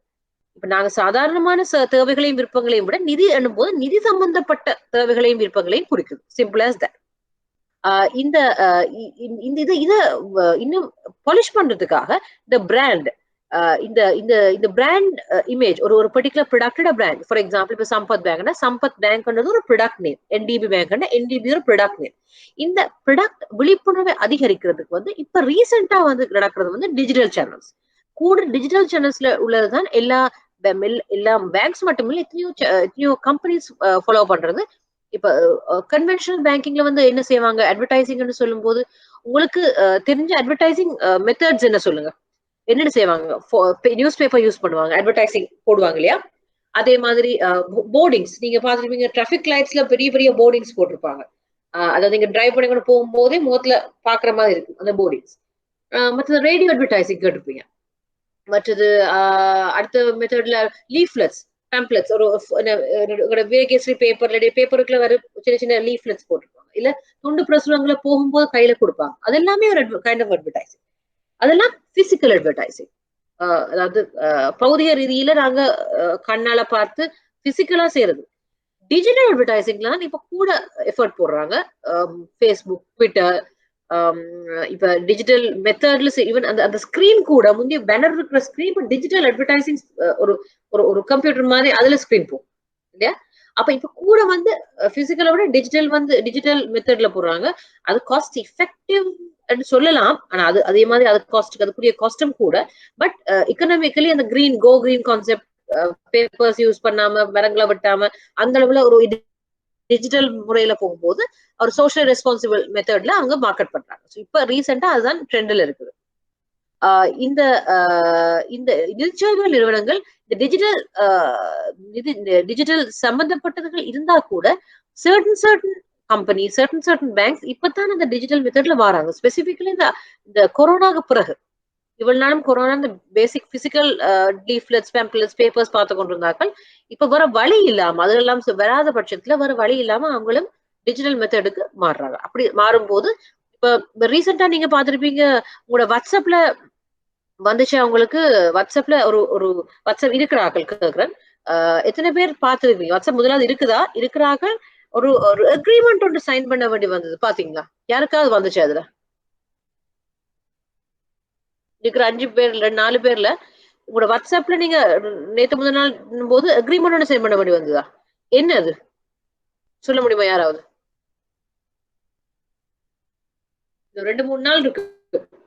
Maybe maximum week. அது என்ன அக்ரிமெண்ட்? அதை பத்தி தான் தெரியுமா? நீங்க என்ன பண்ணீங்க? முதல்ல அதை அக்செப்ட் பண்ணீங்களா இல்லையா? பிரைவசி பாலிசி நீங்க அக்செப்ட் பண்ணீங்களா இல்லையா? என்ன நடந்தது? அதை பத்தி என்ன நினைக்கிறீங்க? உங்களுக்கு தெரிஞ்சதை சொல்லுங்க. Not accepted yet. Okay, no. Okay, அதோட டேட் போட்டிருந்தாங்க இல்லையா? February 6th. இன்கேஸ் அக்செப்ட் பண்ணாட்டி basic 8th February. Yes, accept பண்ணாட்டி வாட்ஸ்அப்ல நீங்க அக்சஸ் பண்ண முடியாது, தெரியுமா? அதுங்க பிரைவசி பாலிசி. கரெக்ட். இந்த பிரைவசி பாலிசி அப்டேஷன் இருக்குது. அதாவது அது சமரி ஒன்று சொல்ல போன நிறைய இருக்குது. பட் ஒரு பாயிண்ட் சொல்றதுல ஃபேஸ்புக் இப்ப வாட்ஸ்அப்ப வாங்கி இருக்குது. அப்ப இப்ப ஃபேஸ்புக்குள்ளாக ஃபேஸ்புக் வாட்ஸ்அப்ப ரீட் பண்ணும் அப்படின்ற மாதிரி வச்சுக்கோங்க. வாட்ஸ்அப்புக்குள்ளால என்னென்ன செய்தாலும் இன் சிம்பிள் டேர்ம் அது ஃபேஸ்புக் பப்ளிக் மெசேஜஸ் ஒன்றும் போட மாட்டோம் இல்லையா? நாங்க மெசேஞ்சர்ல கூட சர்டன் இது ஒரு பப்ளிக் போட மாட்டோம், எங்களுக்கு ஒரு ஃபோபியா இருக்கு, நாங்க அதுல போட மாட்டோம். நாங்க வாட்ஸ்அப் மெசேஜ் முந்தி SMS தான் பேசிக் தானே. SMS தான் நாங்க அனுப்பி கொண்டுருவோம். ஃபார்வர்ட் மெசேஜ் எல்லாமே SMS, ஷார்ட் மெசேஜஸ் தான் அனுப்புவோம். இப்ப SMS வாட்ஸ்அப் மெசேஜஸ் ஆச்சு, வைபர் மெசேஜஸ் ஆச்சு. அப்ப அதுல அது ஒரு சாஃப்ட்வேரை யூஸ் பண்ணி பண்ணும் போது அதுல உள்ள டீடைல்ஸ், ஃபார் எக்ஸாம்பிள் நீங்க சொல்லுங்க, நான் இப்ப நீங்க சிவமேந்தன் தினேஷுக்கு அனுப்புறீங்க ஒரு உங்களோட அக்கௌண்ட் நம்பர், ஏதோ ஒரு டிரான்சாக்ஷன் போடுறதுக்கு, இல்லாட்டி encrypted message can be read. Encrypted message வந்து ரீட் பண்ண இயலாது. But WhatsApp, Facebook, whoever authority அவங்களுக்கு அதை ரீட் பண்ற அத்தாரிட்டி இருக்கும்போது யாருக்கு தெரியும் எது என்கிரிப்டடோ இல்லையோ உண்டு. So it's actually pretty serious issue. அது ஒரு டிபேட்டபிள் இஷ்யூ ஆல்சோ. இப்போ நீங்க சொன்ன என்கிரிப்டட் மெசேஜ் ரீட் பண்ண முடியாது, மற்ற மெசேஜஸ் என்ன மாதிரி? அப்ப ஏன் அந்த அப்படி ரீட் பண்ண முடியாத பட்சத்துல எதுக்கு ஃபேஸ்புக் கேக்குது இல்லையா? அந்த மாதிரி. ஸோ ரீசன் ஃபேஸ்புக் கேட்கறதுக்கு காரணம் வந்து இன்ஃபர்மேஷன் ஷேரிங். அந்த ஃபார் எக்ஸாம்பிள் இப்ப சொல்லுமா நீங்க சிவமஞ்சன் தினேஷ் ஒரு கட்டத்துல எனக்கு டயலாக் பில்ல பே பண்ணி தர சொல்லி என்னது கூட 1000 rupees உங்க அக்கௌண்ட் நம்பரை போட்டு அனுப்புறீங்க. சாதாரண அக்கௌண்ட் நம்பர்னு சொன்னா ஹேக்கர்ஸ். அப்ப வாட்ஸ்அப் அப்படி ஹேக் ஆகுது, ஃபேஸ்புக் ஹேக் ஆகுது, வாட்ஸ்அப் ஹேக் ஆகுது. ஸோ அதே மாதிரி தான் ஹேக்கர் செய்யும் போது இன்னொருத்தர் அட்மினிஸ்ட்ரேட்டிவ் செய்ய முடியாதுன்ற காரணம் இல்லை. அப்ப கூட அக்கௌண்ட் நம்பர் அதெல்லாம் கூட இருக்குது. நீங்க போட்டோ மெசேஜஸ் எடுக்கிற செல்ஃபீஸ் ஃபார்வர்ட் பண்ற வீடியோஸ் எல்லாமே அது என்ன டாபிக். ஃபார் எக்ஸாம்பிள் இப்ப நீங்க ஒரு ஒரு ஒரு ஹமீடியா ஷர்ட் ஒன்று வாங்குறதுக்காக நீங்க வாட்ஸ்அப்ல ஒரு ஆளுக்கு அனுப்புறீங்க, எனக்கு இந்த ஷர்ட் பிடிச்சிருக்கு, இந்த கலர்ஸ் இருக்கு. ஓ நீங்க ஹமீடியாசிட்டே கேக்குறீங்க, வாட்ஸ்அப் இந்த ஷர்ட்ல இந்த கலர் இருக்கான்னு கேக்குறீங்க. வாட்ஸ்அப் ஃபேஸ்புக் அந்த இன்ஃபர்மேஷன் எடுக்கும். அதை எடுத்து மேபி அது ஒரு க்ளோதிங் கம்பெனி ஒன்று கேட்கறதா இருக்கும். இந்த எனக்கு ஒரு ஆளை டார்கெட் பண்ணி ஒரு அட்வர்டைஸ் பண்ணணும், அந்த அட்வர்டைசிங்க்கு எனக்கு நீங்க ஒரு பேஸ் தாங்க அப்படின்னா இது சம்மந்தப்பட்ட இப்ப சிவமந்தன் காட்சி கொண்டு வந்தோம்னா சிவமந்தன் மேபி ஹமீடியாஸ்ல இன்னென்ன சீசன் டைமுக்கு இன்னென்ன சைஸ்ல இன்னென்ன கலர்ஸ் ப்ரிஃபர் பண்ணி அவர் தேடுறார். அந்த இன்ஃபர்மேஷன் அப்படியே ஷேர் ஆகி தே வில் கிவ் டு இன்னொரு அட்வர்டைசிங் ஃபார்ம் கொடுப்பாங்க. அப்ப இந்த அந்த கம்பெனி ஹமீடியாஸ்ல இன்னொரு கம்பெனி அதை பார்த்துட்டு okay no limit for example no limit okay அந்த கட் ப்ராப்ளி ஷர்ட் ஆஃபர்ஸ் வரும்போது சிவமந்தனுக்கு அந்த இன்னொரு மெசேஜ் வரும். ஏன் ஃபேஸ்புக்லயே நீங்க ஒரு ஒரு 2 நாளைக்கு ஒரு ஹேண்ட்பேக்கை பத்தி சர்ச் பண்ணிட்டு இருங்க. அண்ட் நீங்க கிருஷாந்தனி மேபி ஒரு ஹேண்ட்பேக் ஒரு டைரி எனிதிங் ஒரு சாரி ஃபார் எக்ஸாம்பிள் ஒரு சர்ச் ஒவ்வொரு சைட்டுக்கு போய் இந்த சாரி நல்லா இருக்குது இந்த ஹேண்ட்பேக் நல்லா இருக்கு பார்த்தா அடுத்து வர ஒவ்வொரு மெசேஜும் அடுத்து வர ஒவ்வொரு ஸ்பான்சர்ட் அட்வர்டைசிங்கும் சில ஹேண்ட்பேக்கை பற்றியும் சாரியை பத்தியுமாவே இருக்கும். அந்த மாதிரி நீங்க எக்ஸ்பீரியன்ஸ் பண்ணிருக்கீங்களா? Can be anything. நீங்க ஏதாவது சர்ச் பண்ணும்போது automatically if you search in Google you will get notifications FB exactly. So இதுதான் இதுதான் நான் சொல்ற சாதாரண மார்க்கெட்டிங், நம்மளோட நார்மல். இதே மார்க்கெட்டிங் தான் back marketing. there's no much difference. இப்போ நீங்க சொல்ற நான் ஒரு சொல்லுவோம் ஒரு இன்வெஸ்ட்மெண்ட் பிளான் அக்கௌண்ட்டுக்காக நான் ஷிவலா தான் என்னுடைய கூகுள்ல சர்ச் பண்றேன் எஃபில சர்ச் பண்றேன். இன்வெஸ்ட்மெண்ட் பிளான் அக்கௌண்ட்டுக்காக நான் சர்ச் பண்ணிட்டு இருக்கேன். நான் ஒரு பேங்க பார்த்துட்டு இருக்கேன். டக்குன்னு அடுத்த ப்ரமோஷன் அது அடுத்த பேங்க்ல இருந்து பாப்பா அடுத்தது பாப்பா. சோ இதுதான் டிஜிட்டல் அட்வர்டைசிங். ஒரு குறிப்பிட்ட சொல்லுவாங்க SEO, நீங்க கேள்விப்பட்டிருக்கீங்களோ தெரியாது, சர்ச் என்ஜின் ஆப்டிமைசேஷன், SEO அப்படின்னு சொல்லுவாங்க. அப்ப ஒவ்வொரு கம்பெனிஸும் அவங்களோட கீவேர்ட்ஸை போட்டு அந்த அந்த பர்டிகுலர் இப்ப நான் கூகுள்ல சர்ச் பண்ணா இன்வெஸ்ட்மெண்ட் ப்ராடக்ட்ஸ் அப்படின்னு சர்ச் பண்ணும்போது ஒவ்வொரு பேங்கோட ஒவ்வொரு சோஷியல் மீடியா சைட் அவங்களுக்கு ஒவ்வொரு வேர்ட்ஸ் இருக்கும். அந்தந்த வேர்ட்ஸை மேக்சிமம் யூஸ் பண்ணி ஒரு அட்ராக்ட் பண்ணோம். அந்த நான் குறிப்பிட்ட வேர்ட் போட்டோம்னா இந்த வேர்டுக்குரியதை பிக் பண்ணி எனக்கு டக்குன்னு அந்த பர்டிகுலர் பேங்க் முதல்ல வரும். அந்த மாதிரி அதுக்கு அது ஒரு கலை, அது சும்மா இல்லை. அது அவங்களுக்கு செய்ய கஸ்டமர்ஸ் மைண்ட் செட்டை புரிஞ்சு நீங்க அதுக்கேற்ற மாதிரி ப்ரோக்ராம் எழுதி நான் சர்ச் பண்ணும்போது டக்குன்னு ஒரு சர்ச் பார் வரும்.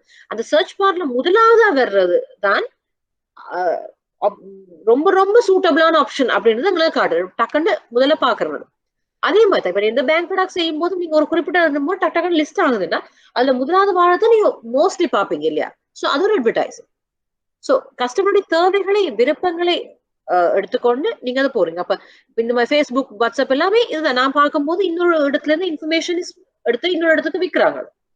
அப்ப ஒரு காசுக்கு ஃப்ரீ இல்ல, ஆப்வியஸ்லி காசுக்கு. சோ அதை வச்சு அவங்க இன்னொரு நாள் மார்க்கெட் பண்றாங்க. ஸோ டிஜிட்டல் சேனல்ஸை பொறுத்தவரையில இப்ப ரொம்ப ஹெவியா மார்க்கெட்டிங் நடக்குது. அது உங்களுக்கு கண்டிப்பா தெரிஞ்சிருக்க வேண்டும். ஏன்னா அது மார்க்கெட்டிங்கோட வே ஆஃப் மார்க்கெட்டிங்கே ரெவல்யூஷனைஸ் பண்ணுது, ஒரு புரட்சியை பண்ணுதுன்னு அர்த்தம். சரி, இது ஒரு ஜெனரல் சப்ஜெக்ட். ஸோ கிளியர் தானே உங்களுக்கு? ஸோ டிஜிட்டல் அந்த டாபிக்ல நான் வந்து உங்களுக்கு எக்ஸாம்பிள் கொடுத்தேன். ஸோ இப்பதான் கொஞ்சம் கொஞ்சமா ஒவ்வொரு சேனல்ஸ் டிஜிட்டல்ஸை பத்தி புரிஞ்சுக்கூட ட்ரை பண்றாங்க. அடுத்தது மார்க்கெட்டிங் மிக்ஸ் கேள்விப்பட்டிருக்கீங்களா? பேசிக் இதுதான் நாங்க மார்க்கெட்டிங்ல உண்மையாக இறங்க போறோம். Marketing mix.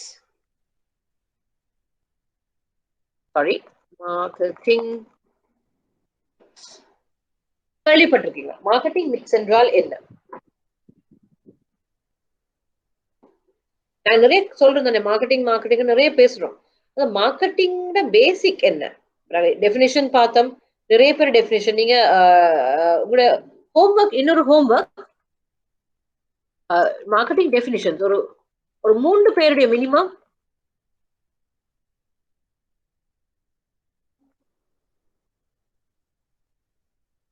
Definitions of marketing. Minimum 3 பேருடைய டெஃபினிஷன்ஸ் எனக்கு பிலிப் கார்ட்டர் இல்லாம, அது கூட சாரி எடுக்கலாம், பட் பிலிப் கார்ட்டர் இல்லாம மினிமம் 3 பேர் டெஃபினிஷன் நீங்க ஒருக்கா தேடி எனக்கு அனுப்பினா எனக்கு நல்லா இருக்கும். பட் இன்னொன்று ஹோம்ஒர்க் செய்யறது வந்து நான் மார்க்கிங் பண்றதை விட உங்களுக்கும் பிறகு உதவியா இருக்கும். ஏன்னா நீங்க குறிப்பிட்ட சர்டன் பாயிண்ட்ஸ் வந்து எக்ஸாம் பாயிண்ட் ஆஃப் வியூல முக்கியமான படுறத நான் ஹோம்ஒர்க்ஸ் ஆயும் தாரது. ஸோ உங்களுக்கு அதில் கொஞ்சம் கூட எஃபர்ட் போடுறதுக்காக. ஸோ உங்களுக்கு நீங்க செய்தீங்கன்னு சொன்னா உங்களுக்கு தான் நன்மை. ஸோ அதனாலதான் இதை கொடுத்தது. ஸோ உங்களோட மார்க்கெட்டிங் டெஃபினிஷன்ஸ் இந்த வீக்கெண்ட்ல டிஃப்ரெண்டான மார்க்கெட் டெஃபினிஷன்ஸ் ஒருக்கா எடுத்து அதை நீங்க சமரைஸ் பண்ணி, ரொம்ப வேணாம், ஜஸ்ட் ஒரு பேராகிராஃப், ஈச் டெஃபினிஷன் ஒரு பேராகிராஃப் எடுத்து எனக்கு இமெயில் பண்ணுங்க. இமெயில் அட்ரஸ் தெரியும் நினைக்கிறேன், 2 திருப்பி தரேன், shweta@gmail.com. ஸோ அந்த மார்க்கெட்டிங் டெஃபினிஷன்ஸ் பார்த்துட்டோம் இல்லையா? இந்த டெஃபினிஷன்ஸ்ல எதை வச்சு மார்க்கெட்டிங்க தாங்க தீர்மானிக்கும். நீங்க சொன்னீங்க தானே அட்வர்டைசிங், நிறைய பேர் சொன்னீங்க, ப்ரமோஷன்ஸை பத்தி சொன்னீங்க. அதே மாதிரி நான் சொன்ன அதெல்லாம் ஒரு பாயிண்ட் அப்படின்னு சொன்னேன் இல்லையா? அதெல்லாம் சேர்ந்துதான் ஒரு பெரிய மார்க்கெட்டிங் ஒரு அம்ப்ரெல்லா வருது. இந்த என்னென்ன சேர்ந்து அந்த மார்க்கெட்டிங் உருவாகுது என்றுதான் என்ன கொஸ்டின். மார்க்கெட்டிங் மிக்ஸுக்குள்ள என்னென்ன இருக்கும்ன்றதை எதிர்பார்க்குறீங்க? உங்களுக்கு தெரிஞ்சே சொல்லலாம், கேள்விப்பட்டிருந்தா அதை பத்தி சொல்லலாம். இல்ல நீங்க என்ன எதிர்பார்க்குறீங்க? ப்ரொமோஷன் சொல்றது ஒரு பாயிண்ட் அப்படின்னு நான் சொல்லுவேன். ஒரு இன்னும் சிம்பிளிஃபை பண்ண போனா, நாங்க ஒரு கடைக்கு போறோம், கடைக்கு போய் ஒரு ஒரு சோப் வாங்குறோம், அது மார்க்கெட்டிங், அது கூட மார்க்கெட்டிங். அது சேல்ஸ் கூட வைக்கலாம், சேல்ஸ் அண்ட் மார்க்கெட்டிங். இப்ப சொல்லுங்க என்ன டிஃபரன்ஸ் இது ரெண்டுக்கு முடியல? நான் கடைக்கு போறேன், கடைக்கு போய் அந்த அந்த ஓனர்கிட்ட போய் ஒரு சோப்பு வாங்குறேன். அப்ப அவர் சேல் பண்றார், அந்த ப்ராடக்டை எனக்கு விற்கிறார், விற்பனை. இப்ப இது சேல்ஸ் அண்ட் மார்க்கெட்டிங் அர்த்தம் விற்பனை மற்றும் சந்தைப்படுத்த தமிழாக்கம். இது ரெண்டும் ஒன்றா வித்தியாசமா? ஒன்றா என்ன ரீசன், வித்தியாசம் ஒன்றா என்ன ரீசன்? நீங்க சொல்லுங்க. இது இன்னொரு பேசிக். இந்த மார்க்கெட்டிங் மிக்ஸை புரிஞ்சு கொள்றதுக்கு இந்த சேல்ஸ் அண்ட் மார்க்கெட்டிங் நீங்க புரிஞ்சு கொண்டீங்கன்னு சொன்னா சரியா இருக்கு. இப்ப உங்களோட பேங்க்லயோ உங்களோட ஃபைனான்ஸ் கம்பெனிஸ்லயோ நீங்க கேள்விப்பட்ட இடத்துல சேல்ஸ் டிவிஷன் இருக்கும், மார்க்கெட்டிங் டிவிஷன் இருக்கும், இல்லாட்டி சேல்ஸ் அண்ட் மார்க்கெட்டிங் ஒரு டிவிஷன் இருக்கும். அப்படின்னா என்ன? What do you mean by that? உங்களுக்கு தெரிஞ்சதை சொல்லுங்க.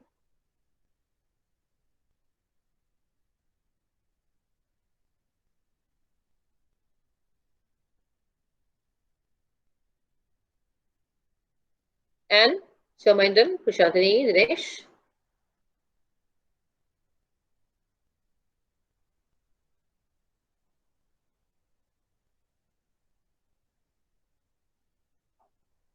சேல்ஸ் அண்ட் மார்க்கெட்டிங் ஒற்றுமை என்ன, வேற்றுமை என்ன? அதான் என்ன கேள்வி. என்ன ரெண்டுமே உண்டுதானா இல்ல வித்தியாசம் இருக்குதா? தெரிஞ்சா சொல்லுங்க. நான் ஒரு இதுக்கு போறேன், ஒரு கடைக்கு போறேன், ஒரு சோப் வாங்குறேன், அந்த சோப்பெல்லாம் ரேப் பண்ணி வடிவா இருக்குது. அந்த கடையை போய் நான் காசு கொடுத்து சோப்பை வாங்கிட்டு வரேன். மேபி காகில்ஸுக்கு போறேன், அதே இடத்துல பட்டி கடைக்கு போறேன், அதே சோப்பா அங்கேயும் வாங்குறேன். இந்த இடத்துங்கள என்ன நடக்குது? சேல்ஸ் அண்ட் மார்க்கெட்டிங்ல என்ன நடக்குது? Marketing leads towards sales. Correct, சரியான point. What else?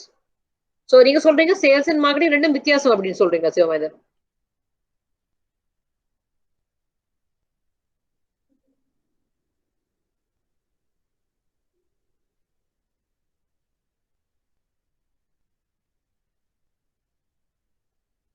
Okay, not really. Okay, அப்படின்னா எக்ஸ்பிளைன் ப்ளீஸ். மியூட் ஆஃப் பண்ணிட்டு எக்ஸ்பிளைன் பண்ணலாம். இன்ட்ரெஸ்டிங், சொல்லுங்க.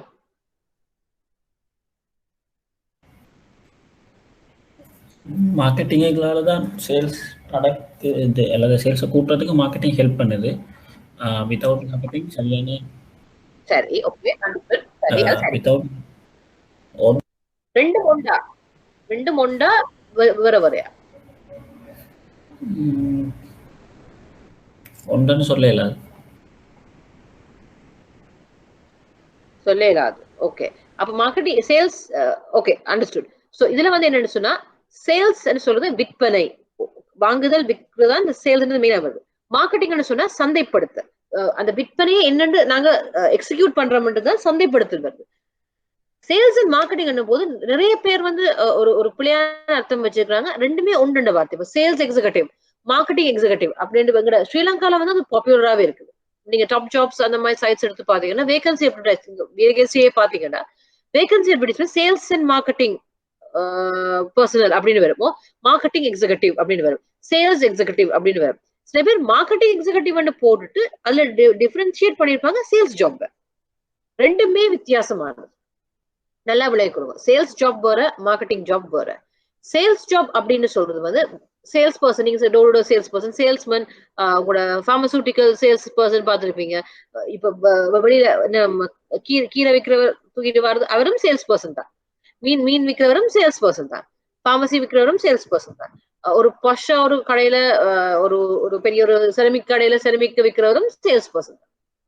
மார்க்கெட்டிங் பர்சன் சொல்றது அந்த சேல்ஸ் சிவமேனன் சொன்ன மாதிரி ஊக்குவிக்கிறதுக்கு என்னென்ன வழிமுறைகளை பின்பற்றலாம் என்றது சரியா ஆலோசிச்சு ஒரு கன்சல்டேஷன் மாதிரி அவர் தான் மார்க்கெட்டிங் எக்ஸிகூட்டிவ். பட் ஸ்ரீலங்கா நீங்க பாத்தீங்கன்னா ரெண்டையுமே கன்ஃபியூஸ் ஆகி தான் வச்சிருக்காங்க. மார்க்கெட்டிங் எக்ஸிகூட்டிவ்னா அவர்கிட்ட சேர்ந்து வந்து சேல்ஸ் வேலையா தான் இருக்கு. பேர் மட்டும் பொஷா மார்க்கெட்டிங் அப்படின்னு போட்டுருவாங்க. பட் உள்ளுக்கு சேர்றது எல்லாமே சேல்ஸா இருக்கு. மோஸ்ட்லி ஓவர்சீஸ்ல பாத்தீங்கன்னா இந்த அந்த டெஃபினேஷன் சில பேர் கன்ஃபியூஸ் பண்றது உண்டு. பட் அவங்க மார்க்கெட்டிங்னு சொல்றது ஆக்சுவல் மார்க்கெட்டிங். இப்ப அதுக்குள்ள போவோம். இப்ப நீங்க சொல்ற மார்க்கெட்டிங்ல வந்து ஒரு ப்ராடக்ட் வேணும் இல்லையா? அந்த சேல்ஸ் செய்யறதுக்கு ஒரு ப்ராடக்ட் வேணும். சோப். இப்ப சோப்ல வந்து இந்த சோப் தான் ப்ராடக்ட். அப்ப ப்ராடக்ட வச்சுக்கொண்டு மார்க்கெட்டிங்குள்ள வர முதலாவது பாயிண்ட் வந்து ப்ராடக்ட். அந்த ப்ராடக்டோட விலை நிர்ணயிக்கப்படுது. ஒரு 50 ரூபா சோப்னு சொன்னா அந்த ப்ராடக்ட்டுக்கிட்ட பிரைஸ் நிர்ணயிக்கப்படுது. சோ அந்த மார்க்கெட்டிங் பண்றதுக்கு முதல்ல என்ன பிரைஸ்ல நாங்க சரியா மார்க்கெட் பண்றோம்னு தெரிஞ்சிருக்க வேணும். இல்ல ஓவர் பிரைஸ் பண்ணணும் ஒருத்தர் வாங்க போறது இல்ல, அண்டர் பிரைஸ் பண்ணணும் அது சீப்பா போயிடும். சோ சரியான ப்ராடக்ட் சரியான விலைய நிர்ணயிக்க தெரிஞ்சிருக்க வேணும். அது சரியான இடத்துல விற்க தெரியும். காகில்சன் பெட்டிக்கடை சொல்லுவோம். ஒரு ஒரு கம்பெனில டைரக்டர் ஒருத்தர், சரியா? அவர் வந்து ஒரு சோப் வாங்குவார். அந்த சோப் எப்பவுமே 500 ரூபாய்க்குரிய ஃபேஸ் வாஷ் வாங்குவார். சாதாரண சோப். அந்த சோப்பை லிக்விடா இருந்தா அது ஃபேஸ் வாஷ், அவ்வளவுதான். ரெண்டும் ஒன்றத்தான் செய்யுது. சோப் கட்டியா இருக்குது, இது லிக்விடா இருக்கு, அவ்வளவுதான். ஆனா அவருடைய தேவை விருப்பத்துக்கு ஏற்ற மாதிரி அவர் அந்த சோப்பை லிக்விட் ஃபேஸ் வாஷா தான் யூஸ் பண்றாரு.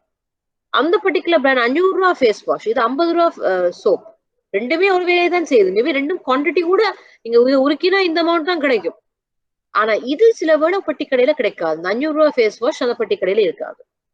அது காகில்ஸ் கீல்ஸ் இந்த மாதிரி கொஞ்சம் அப் மார்க்கெட் சூப்பர் மார்க்கெட்ல தான் அவர் இருக்கு. அவர் யார்? அவரும் டைரக்டர். அவர் கார்ல பென்ஸ் BMW போறார். அவர் எப்பவுமே இந்த மாதிரி சின்ன சின்ன கடைக்கு போறதும் கிடையாது. அவருக்கு அந்த சின்ன அமௌண்ட் வாங்குறது கூட தேவையில்லாம இருக்கலாம். அப்ப இவர் காப்பாக்கி இருக்கிற ஒரு ஒரு வடிவான ஒரு சூப்பர் மார்க்கெட் காகில்ஸோ கீல்ஸோ அங்க நிப்பாட்டி உள்ளுக்கு போய் ஒரு ட்ராலி எடுத்து கொண்டு போய் இந்த அந்த சோப் செக்ஷன்ல போய் அந்த பர்டிகுலர் ஃபேஸ் வாஷ் செக்ஷனுக்கு போய் அதுல எத்தனை பிராண்ட்ஸ் இருக்கோ அதுல இவருக்கு தேவையானதை பிக் பண்ணி போட்டுக்கொண்டு வெளியில போவார். அப்ப பிளேஸ் அவருக்கு ஏற்ற மாதிரி அவர் அந்த பிளேஸை நிர்ணயிக்கிறார், இடம் நிர்ணயிக்கிறார்.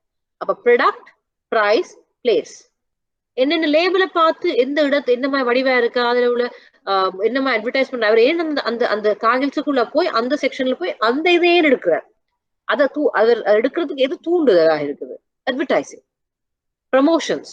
அவர் பார்த்துருக்கலாம், அவர் போற இடத்துல அவர்கிட்ட ஃபேஸ்புக்ல வந்திருக்கலாம், முன்னாடி யாராவது சொல்லியிருக்கலாம், வேர்ட் ஆஃப் மவுத்ல போயிருக்கலாம், ப்ரமோஷன் பண்ணிருக்கலாம். So product, price, place, promotion. இதுதான் பேசிக்கலி 4 P's அப்படின்னு சொல்லுவாங்க. இப்ப நோட்ஸ் பார்க்கலாம். மார்க்கெட்டிங் மிக்ஸ், சந்தைப்படுத்தல் கலவை என்பது ஒரு தயாரிப்பு அல்லது பிராண்ட்கள் வழங்குவதை தீர்மானிக்க வணிகங்கள் மற்றும் சந்தைப்படுத்துவால் பயன்படுத்தப்படும் ஒரு கருவி. 1 minute please.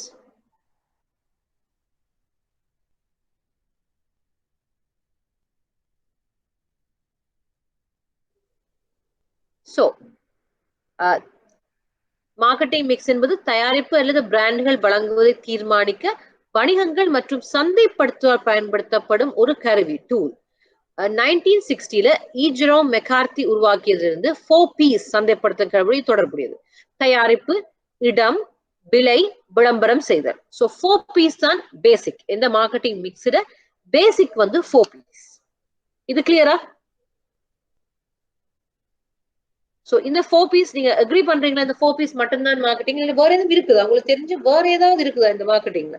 நான் 4Ps சொல்லிடுறேன். ப்ராடக்ட், பிரைஸ், பிளேஸ், ப்ரமோஷன் நான் எக்ஸ்பிளைன் பண்ணிட்டேன்.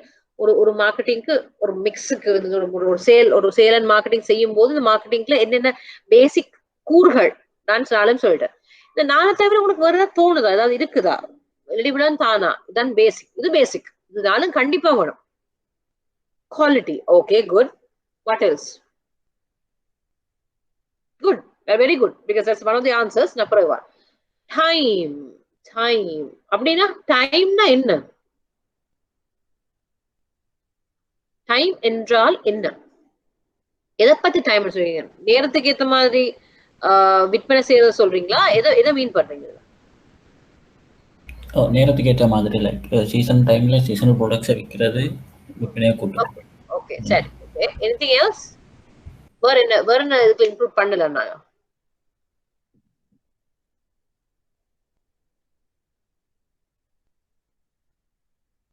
Seasonal is a very important point தான். இப்ப இந்த 4Psல வந்து எப்பவுமே இப்ப நீங்க சொன்ன மாதிரி காலத்துக்கு காலம் ஒவ்வொரு பாயிண்டர்ஸ் வந்து யாரோ ஒரு ஆள் முதல்ல சொன்ன பேசிக். இந்த நாளும் அப்படியும் பேசிக். இது இல்லாம நீங்க ஒரு சேலும் நடக்கிறாது. உண்மைதானே? இந்த நாளைக்கு மேல காலத்துக்கு ஏற்ற வகையில ஒவ்வொரு ப்ராடக்ட்ஸ் வந்து அட்-ஆன் ஆகி கொண்டு வரும். ஒவ்வொரு கான்செப்ட் வந்து அட்-ஆன் ஆகி கொண்டு வரும். ஸோ அதுதான் பேசிக். ஃபார் எக்ஸாம்பிள், இந்த 4P அந்த என்னது ஒரு அடுத்த செக்ஷனுக்கு வர்றதுக்கு முன்னால இப்ப இதை நான் முதல்ல எக்ஸ்பிளைன் பண்றேன். இந்த 4Pல தயாரிப்பு, ப்ராடக்ட். இந்த ப்ராடக்ட் வந்து நுகர்வோர் விரும்பும் பணிக்கு தயாரிப்பு பொருந்த வேண்டும், அது செயல்பட வேண்டும் மற்றும் நுகர்வோர் போற எதிர்பார்க்கும் விஷயமா இருக்கும். நான் சொன்னேன் இந்த ஃபேஸ் வாஷ் வர்சஸ் சோப். அவருக்கு என்ன மாதிரி ப்ராடக்ட் பிடிக்குது? எனக்கு சோப்பா பிடிக்குதா, ஃபேஸ் வாஷா பிடிக்குதா, எந்த விதத்துல என்னுடைய பலனுக்கு என்னென்ன உபயோகமா இருக்குதுன்ற பொறுத்து அந்த தயாரிப்பு வேறுபடும். இடம், இந்த உலக நுகர்வோர் கடைக்கு எளிதான இடத்துல இருந்து தயாரிப்பு கிடைக்க வேண்டும். இது சாதாரண கடை அல்லது இ காமர்ஸ் ஆயும் இருக்கலாம். காகில்ஸா இருக்கலாம், பெட்டி கடையா இருக்கலாம், இ காமர்ஸ். இப்ப தராஸ் இருக்கு, wow.lk, அலி எக்ஸ்பிரஸ், அப்படி இ காமர்ஸா இருக்கலாம். இப்ப இந்த கொரோனா காலத்துல நாங்க கூட மோஸ்ட்லி ஆர்டர் பண்றது ஆன்லைன்ல இருக்கு. அப்ப இப்ப முந்தின கன்வென்ஷனல் எல்லாத்தையும் விட்டு இப்ப நான் சொன்ன மாதிரி டிஜிட்டல் மார்க்கெட்டிங் மூலமாக இ காமர்ஸ் சைட்ல நீங்க மோஸ்ட்லி எடுக்கலாம். இதுல இன்னைக்கு இருக்க 4 பேர்ல எத்தனை பேர் ஆன்லைன்ல ஆர்டர் பண்ணி ஸ்டார்ட் பண்ணிட்டீங்க? பிசிக்கலி ஆல்மோஸ்ட் வச்சுட்டு ஆன்லைன்ல ஆர்டர் பண்ற ப்ரிஃபரன்ஸ் யார் டைப் வந்திருக்கு? இந்த 4 பேரு கை வைக்கலாம். யார்கிட்ட வந்திருக்கு? யார் சிவமேந்தன் சேரர், சிவமேந்தன் இப்ப உங்களுக்கு அது யூஸ்ஃபுல்லா இருக்கா? லைக் இது கண்டினியூ பண்ண போறீங்களா, இல்லாட்டி ட்ராப் பண்ணி போட்டு நார்மலா பழைய மாதிரி பிசிக்கலா நீங்க வாங்க போவீங்களா? எது உங்களுக்கு கம்ஃபர்டபுளா இருக்கு? இப்ப நீங்க பாத்துட்டீங்க, ரெண்டையும் பாத்துட்டீங்க, எது உங்களுக்கு கம்ஃபர்டபுளா இருக்கு? சில விஷயங்கள் நேர்ல போய் வாங்குறது நல்ல மாதிரி யோசிக்கிறேன். சில விஷயங்கள் லைக் ஃபுட் ஆர்டர் பண்ற மாதிரியான விஷயங்கள் ஆன்லைன் ஓகே. நீங்க அதை கண்டினியூ பண்ணுவீங்க. கொரோனா நாளைக்கு முடிஞ்சாலும் என்ன கொஸ்டின், நாளைக்கு அடுத்த மாசம் ஃபுல்லா கொரோனா முடிஞ்சுது, அப்ப நீங்க ஸ்டில் அதை கண்டினியூ பண்ண போறீங்களா? என்னென்ன ஐட்டம்ஸ் கண்டினியூ பண்ணிருக்கீங்க? ஃபுட், ஃபார் எக்ஸாம்பிள் ஃபுட் சொன்னீங்க, அது கண்டினியூ பண்ணுவீங்க என்ன சிலது? ஈவன் ஊபர் ஃபார் எக்ஸாம்பிள், இப்ப ஊபர் சொல்றது முந்தைய வந்து கேப், நாங்க டிஃபரெண்டா கேப் பிசிக்கலா கால் எடுத்து, கேங்கரோ கேப்ஸ் இருக்குது, நிறைய கேப்ஸ் இருக்குது, அது கால் பண்ணி அவங்கள வரவழைச்சு ஏறி போறது. இப்ப கேங்கரோ ஊபரே வந்துருது, கேங்கரோலயும் ஆப்ஸ் இருக்குது, நிறைய கம்பெனிஸ் ஆப்ஸ் வந்துருக்கு. அப்ப அந்த ஆன்லைன்ல பார்த்து தட்டிட்டு போகலாம். அது ஒரு படி மேல போய் ஊபர் யாருக்கும் கார் இருந்தோ எவரும் ஊபர் ஓட்டலாம். அப்ப அந்த அளவுக்கு டெக்னாலஜி யூஸ்ஃபுல் ஆகி கொண்டு வந்து கொண்டு இருக்குது. அதே மாதிரி இப்ப டெலிவரி பார்ட்னர்ஸ், இப்ப நாங்க பிசிக்கலா சாப்பாடு வாங்குறோம், மேபி ஏதாவது ஐட்டம்ஸ், க்ரோசரி ஐட்டம்ஸ் கடைக்கு போய் பெட்டி கடை போய் அந்த பலசர கடை போய் வாங்குறது போய் இப்போ ஆன்லைன்ல லிஸ்ட்டை போட்டு ஆர்டர் பண்ணா டெலிவரி ஆகுது. அப்ப நாங்க வெளியிலயும் போக தேவையில்லை. அப்ப அந்த மாதிரி அடாப்டேஷன் ஆகி கொண்டு வா. ஸோ இந்த இடமும் ஒரு முக்கியமான பாயிண்ட். இப்போ கொரோனா டைம்ல இது முக்கியமான ஒரு பாயிண்ட். விலை தயாரிப்பு எப்பொழுதும் பணத்திற்கான நல்ல மதிப்பை குறிக்கும். இது மலிவான விலையில் இருக்க வேண்டும் என்று அர்த்தம் இல்லை.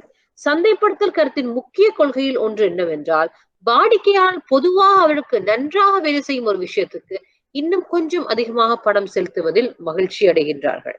நான் முதல்ல சொன்ன சோப் அந்த ஃபேஸ் வாஷ்.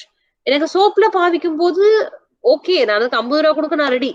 பட் அது எனக்கு கொஞ்சம் கன்வீனியன்டா ஃப்ரேக்ரன்ஸோட வாசனை கூட குவாலிட்டி கூடவோட ஒரு பாட்டில வச்சு லிக்விடா வந்தா நான் அதான் சோப்பை கட்டியா இருக்கிறத கரைச்சு தானே பூஸ்டர். அது ஆல்ரெடி ஒரு ஸ்டெப் அதை கட்டி இல்லாம டிரெக்டா லிக்விடா வந்தா எனக்கு அது கன்வீனியன்ட், பிராண்ட் நல்லா இருக்கு, நான் கொஞ்சம் கூட பே பண்றது தப்பு இல்லை இல்லையா? ஸோ உங்களுடைய தரம், வாழ்க்கை தரம் உயரும் பொழுது உங்களுடைய சாய்ஸ், உங்களோட மார்க்கெட்டிங் சாய்ஸஸும் கூட வருது. ஸோ அதுதான் விலை. விளம்பரம் செய்தல், ப்ரமோஷன்ஸ், விளம்பரம், பொதுசன உறவுகள், விற்பனை ஊக்குவிப்பு, தனிப்பட்ட விற்பனைகள் மற்றும் சமூக ஊடகங்கள் அனைத்திலும் தொடர்பாக இந்த மாதிரி நாங்க விற்பனை பண்றதுலதான் இந்த 4 முக்கியமா அடங்கியிருக்கு. இப்ப நான் முதல்ல கேட்ட கேள்வி, இந்த 70s 1970 தான் முதல்ல இந்த மார்க்கெட்டிங் மிக்ஸ் வந்து பாப்புலரா வந்து அறிமுகப்படுத்தினது. அதுக்கு பிறகு 1970க்கு பிறகு 10 வருஷத்துக்கு, ஒரு டெகேடுக்கு பிறகு 1981 மறுபடியும் பூம்ஸ் அண்ட் ஃபிட்னஸ் அவங்க அப்படிங்கிற இன்னும் 4 இந்த 4 பீஸுக்கு இன்னும் 3 அடிஷனலா சேர்த்தா. இப்ப நீங்க குவாலிட்டி டைம் சொன்ன மாதிரி இவங்களும் ஒரு கிட்டத்தட்ட 10 வருஷத்துக்கு பிறகு, 10 வருஷமா அந்த முதல் 4 பிரின்சிபல்ஸ் தான் இருந்தது. அதுக்கப்புறம் இந்த பூம்ஸ் அண்ட் ஃபிட்னஸ் 3 பீஸ அடிஷனலா சேர்த்தாங்க. அது என்ன பீஸ் அப்படின்னா, people, process, physical evidence. People, process, physical evidence. அதாவது 4 பீஸோட 3 பீஸ் அடிஷனலா சேர்த்து அவங்க 7 பீஸ் அப்படின்னு கொடுத்தாங்க. வைடா பேசப்படுறது இப்பவும் இந்த 7 பீஸ் 21 பீஸ் வரைக்கும் போயிருக்குது. நீங்க சொன்ன டைம், குவாலிட்டி, அது இதெல்லாம் அந்த மாதிரியும் இருக்கலாம். நிறைய அடிஷனல் வந்து காலத்துக்கு ஏற்ற மாதிரி மாறி இது 7 பீஸ் வரைக்கும் போயிருக்கு. இப்ப இதுல நீங்க பாத்தீங்கன்னு சொன்னா இந்த நீட்டிக்கப்பட்ட பீஸ பாத்தீங்கன்னா மக்கள், பீப்புள், யார் இந்த சந்தைகளை யார் வழங்குறா? நீங்க 4 பீஸ் பீப்புள். இப்ப நாங்க பேங்க்ல இருக்கிறோம். இந்த பேங்க்ல வந்து நாங்க மார்க்கெட்டிங், நாங்களும் ஒரு ஆட்கள், அதாவது ஃப்ரண்ட் லைனர்ஸ். நாங்க சர்வே பண்றோம். அந்த சர்வேகள் பண்ற மாதிரி நாங்க ஒரு சரியான சர்வே கஸ்டமர் சர்வீஸ் ஏஜென்ட்ஸ் அதுல வச்சிருக்க வேண்டிய சரியான கடமை. ஒவ்வொரு கஸ்டமர் சர்வீஸ் ஏஜென்ட் சரியில்லாத பட்சத்துல அவங்களோட சர்வீஸ் அப்படியே போகுது, உங்களோட ப்ராடக்ட் அப்படியே போகுது. இப்ப சம்டைம் நீங்க ஒரு கடைக்கு போறீங்க, அந்த கடைக்கு ஃபேஸ் வாஷ் தான் வாங்க போறீங்க, ஆனா அந்த சேல்ஸ் பர்சன் கூட சரியா கதைக்காம ரூடா பிஹேவ் பண்றாங்க. நீங்க சில அந்த இடத்துக்கு போவீங்களா மறுபடியும்? சம்டைம்ஸ் உங்களுக்கு அதெல்லாம் கவலை இல்லாட்டி போவீங்க. பட் இன்னொரு கடை அதே எல்லாத்தையும் செய்து சிரிச்ச முகத்தோட வரவேற்கிறாங்க, உங்களுக்கு கம்ப்ளைண்ட்ஸுக்கு சர்வீஸ் ஆயிக்கிறாங்க. அப்ப நீங்க எந்த கடையை செலக்ட் பண்ணுவீங்க? ஆப்வியஸ்லி நீங்க போறது வந்து அந்த ஒரு வித்தியாசம் இல்லாத பட்சத்தில் நீங்க சர்வீஸ் கொடுக்க கடைக்கு போவீங்க. அப்ப அந்த பீப்புள், அந்த மக்கள் ஃபேக்டர் வந்து ரொம்ப முக்கியத்துவம் வாய்ந்தது. அதுக்கு அடுத்தது ப்ரோசஸ், செயல்முறைகள். உங்களுக்கு சேவையை வழங்குவது என்ன மாதிரி வழங்குறீங்க, என்ன ப்ரோசஸ்? நீங்க ஒரு கடைக்கு போறீங்க, ஒரு சட்டையை வாங்குறீங்க, அதை வீட்டை கொண்டு போறீங்க, பிறகு சைஸ் என்ன கேஸ் ஆச்சு, நீங்க ரிட்டர்ன் பண்ண போறீங்க. அந்த சட்டையை ரிட்டர்ன் பண்ண போகும்போது ரிட்டர்ன் பாலிசி என்ன மாதிரி ஒர்க் பண்ணுங்க? ஈஸியா ரிட்டர்ன் பண்றீங்களா? இல்ல ஒரு கிஃப்ட் ஐட்டம் நீங்க ஒரு ரிட்டர்ன் பண்ணும்போது அந்த சட்டையை அவங்க ஈஸியா எடுத்தாங்களா? 108 கேள்வி கேட்டாங்களா? இல்ல டக்குன்னு போயாச்சு, ரிட்டர்ன் பண்ணியாச்சு, வந்தாச்சு, ஈஸியா வந்ததா? அப்ப இன்னொரு நீ கிஃப்ட் கொடுக்கும் போதும் ஓகே, இன்கேஸ் அவைக்கு சட்டை சைஸ் சரியில்லாட்டி கூட அவங்க இதோட போனீங்கன்னு சொன்னா ஒரு மாதிரி இந்த கடைக்கு போனீங்கன்னா ஈஸியா ரிட்டர்ன் பண்ணி கொடுத்துருவாங்க, டக்குன்னு அது உங்களுக்கு வரும். அவங்களோட ப்ரோசஸ் ஈஸி. இதுல உள்ள எத்தனை பேர் அந்த ப்ரோசஸ் ஈஸி செய்யற வேலை ஈஸி? பேங்க்ல ஃபார் எக்ஸாம்பிள், பேங்க்ல பொறுத்த வரைக்கும் பாருங்க, ஒரு அக்கௌண்ட் ஓபன் பண்றதுல ஈஸியான ப்ரோசஸ். இந்த பேங்க்ல வந்து டக்குன்னு போனா 15 நிமிஷத்துல ப்ரோசஸ் சரியான ஈஸி. இன்னொரு பேங்க் போனா 45 நிமிஷம் நிக்கணும் கியூல. கேள்விப்பட்டிருக்கீங்களா? இந்த ப்ரோசஸை பத்தி கலைக்கிறார்கள். இன்டர்னல் ப்ரோசஸ் கேஸ் ஆகுறதால கஸ்டமர்ஸ் லூஸ் பண்றதை நீங்க கூட இதுல கேள்விப்பட்டிருக்கீங்களா? பாலிசிஸ், ப்ரொசீஜர்ஸ், ப்ரோசஸ் ரொம்ப கஷ்டப்படுறதால கஸ்டமர்ஸ் லூஸ் பண்ணிருக்கீங்களா? வர வேண்டிய கஸ்டமர் வேற யாருக்காவது போயிருக்கிறாங்களா? உங்களோட எக்ஸ்பீரியன்ஸ்ல யாருக்காவது கை தூக்கலாம்? யாருக்காவது ஃபீல் பண்ணிக்கிறீங்களா?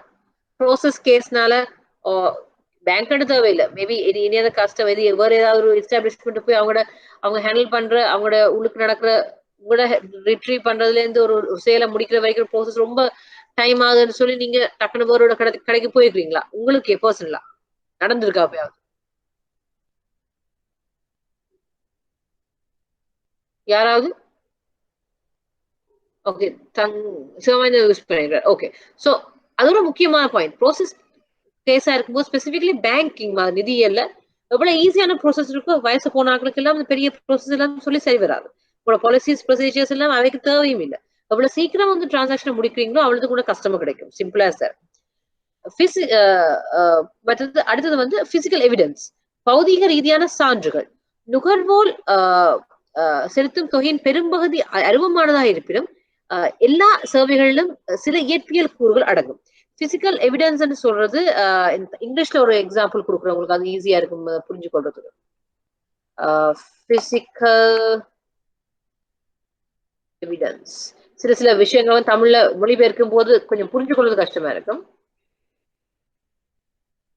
ரைட், இது உங்களுடைய chat box இத போட்டு வரேன். இதுக்குரிய டெஃபினிஷன் பாத்தீங்கன்னா, physical evidence comprise the elements which are incorporated into a service to make it tangible and somewhat measurable. At the same time, it also helps positioning the brand for targeting kind of customers. Best example of the physical evidence is used in the hospitality industry. Say, அதாவது ஒரு ஒரு ஒரு hospitality industry ஒரு trip போறீங்க. சரி, ஒரு trip போறீங்கன்னு சொன்னா ஒரு ஹோட்டலுக்கு ஒரு ட்ரிப் போறீங்க. அதுல வந்து உங்களோட ப்ராடக்ட் என்ன? என்ஜாய்மெண்ட், ட்ரிப்பிங், ஒரு ஒரு ஒரு ஒரு ஒரு டைம் ஸ்பெண்ட் பண்றீங்க. அப்ப அதுல உள்ள பிசிக்கல் எவிடன்ஸ் என்ன பாயிண்ட்? அப்ப மார்க்கெட் பண்ணும்போது அந்த ஹோட்டல் அவங்க எப்படி மார்க்கெட் பண்ணும்? பூல் இருக்குதுன்னு சொல்லும், அம்யூனிட்டிஸ் கொடுக்குது. உங்களோட சர்வீஸ், நீங்க அந்த ஹோட்டல்ல வந்து நீங்க என்னத்தை நீங்க என்ஜாய் பண்றீங்க, என்ஜாய்மெண்ட்டுக்கு என்னென்ன டேக் பண்றீங்க? அதுல பூல் ஃபெசிலிட்டி இருக்கலாம், ஸ்பா இருக்கலாம், ஜிம் ஃபெசிலிட்டி இருக்கலாம், நல்ல ஃபுட் இருக்கலாம். அப்ப ஒரு அந்த குறிப்பிட்ட ஹாஸ்பிட்டாலிட்டி அந்த ட்ரிப் பண்ணிட்டு போகும்போது நீங்க என்னத்தை என்ஜாய் பண்றீங்க? அதே மாதிரி பேங்க் வரும்போது ஒரு பேங்க்ல போய் நீங்க ஒரு அக்கௌண்ட் ஓபன் பண்றீங்க. பிளேஸ் எல்லாம் ஓகே, பேங்க் எல்லாம் படிப்பா இருக்கு. பட் பிசிக்கல் எவிடன்ஸ் அந்த ஒரு இன்டான்ஜிபிள், தொட முடியாத ஒரு சர்வீஸ். நீங்க பேங்கிங் சர்வே செய்யும்போது அதை தொட முடியாது, ஒரு சோப் மாதிரி தொட்டு உணர முடியாது. அப்ப அது என்னன்னு நீங்க பர்சனலைஸ் பண்றீங்க கஸ்டமருக்கு. ஒரு வடிவான சீட்டிங் அரேஞ்ச்மெண்ட்ஸ், ஒரு நல்ல ஒரு வாசனை, உங்களுக்கு போனோடனே நல்ல ஒரு இந்த பேங்க்ல நல்ல ஒரு வாசனை வரும்பா அப்படின்னு சொல்லுவாங்க. நல்ல ஏர் ஃப்ரெஷ் அடிச்சிடுறாங்க. சர்வீஸ் மற்றது நீட்டா எல்லாம் வடிவா இருக்கு, எல்லாம் பெயிண்ட் பண்ணி வடிவா இருக்குது. போனோடனே ஒரு நல்ல ஒரு ஆம்பியன்ஸ் கிடைக்குது, ஒரு பொசிஷனிங் போட்டுருக்கீங்க. ஸோ அது சொன்னா பிசிக்கல் எவிடன்ஸ். அந்த பிசிக்கல் எவிடன்ஸ் எவ்வளவு முக்கியம்னு சொன்னா அந்த சர்வீஸை நீங்க தேடி போறதுக்கு மறுபடியும் ஒரு ஆல்டர்னேட்டிவ்க்கு அந்த பிசிக்கல் எவிடன்ஸ் ரொம்ப ரொம்ப முக்கியத்துவம் வாய்ந்தது. ஸோ இதுதான் definition of physical evidence. So இந்த பிசிக்கல் எவிடன்ஸை பொறுத்து அதோட சேர்த்து இந்த 1980s இருந்து இந்த 7 P's வந்து ரொம்ப ஃபேமஸா வந்து சந்தைப்படுத்துதல் நிறைய விஷயத்துல அட் ஆகி கொண்டு வருது. அந்த 80s இது வரைக்கும் நான் சொன்ன மாதிரி 1921 வரைக்கும் நான் பார்த்த அளவுல இருக்கு. ஸோ நீங்க இந்த ஹோம்ஒர்க்கா நீங்க பாத்தீங்கன்னு சொன்னா செய்ய வேண்டிய வேலை homework 2 marketing P's, marketing P's அப்படின்னு சொல்லுவாங்க. மார்க்கெட்டிங் மிக்ஸ், ராதர் மார்க்கெட்டிங் மிக்ஸஸ்ல வந்து வித்தியாசம் மார்க்கெட்டிங் மிக்ஸஸ் இருக்கு. நீங்க ஒருக்கா தேடி எனக்கு டெஃபினிஷன்ஸ் தேவையில்லை, அட்லீஸ்ட் என்னென்ன மிக்ஸ் இருக்குன்னு உங்களுக்கு தெரிஞ்ச அளவுக்கு நீங்க அதை எனக்கு எடுத்து போட்டீங்கன்னா உங்களுக்கு தெரியும் ரைட் நவ் வரைக்கும் எவ்வளவுக்கு இது வந்துருக்கு. குவாலிட்டின்னு சொல்றது ஒரு மார்க்கெட்டிங் மிக்ஸா வந்துருப்பாங்க. ஸோ இந்த பிசிக்கல் எவிடன்ஸ்ல வந்து குவாலிட்டி கூட ஒரு வகையான பிசிக்கல் எவிடன்ஸ். ஸோ இதுதான் உள்ள 7 P's.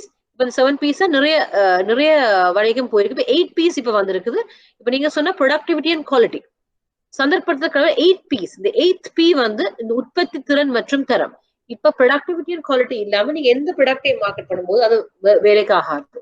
ஸோ அது 8 P'யா ஆட் பண்றாங்க. ஸோ யாராவது கொஸ்டின் படி கேட்டா பேசிக் வந்து 7 P's வந்து ஜென்ரலா நீங்க அடுத்த நீங்க உங்களுக்கு இந்த பீஸ் இருக்குன்னு தெரியுமான்றதை நீங்க காட்டுறதுக்காகத்தான் நான் நீங்க சொன்ன வேற ரீட் பண்ண சொல்லி நான் கூட சொன்னது. கிளியரா? இப்ப நான் எக்ஸ்பிளைன் பண்ண பேசிக்ல ஏதாவது கொஸ்டின்ஸ் இருக்குதா உங்களுக்கு? இதுதான் பேசிக். நாங்க இது செய்ய போறோம் வாங்குறது விற்கிறது. மார்க்கெட்டிங்னு சொன்னா வாங்குதல் விற்றல் இவ்வளவுதான். இந்த வாங்குதல் விற்றலை வச்சுக்கொண்டுதான் எல்லாமே நடக்குது. பேங்கிங் துவக்கம் அதுதான் நடக்குது. அது இல்லாட்டி உங்களுக்கு உங்களோட பேலன்ஸ் ஷீட்ல ப்ராஃபிட் இருக்காது. சாரி, ப்ராஃபிட் அண்ட் லாஸ்ல ப்ராஃபிட் இருக்காது. பேலன்ஸ் ஷீட்ல உங்களுக்கு எதுவுமே இருக்காது. கிளியரா? இந்த நான் எக்ஸ்பிளைன் பண்ண 8 பீஸ்ல எதுவும் டவுட்ஸ் இருக்குதா சோஃபா?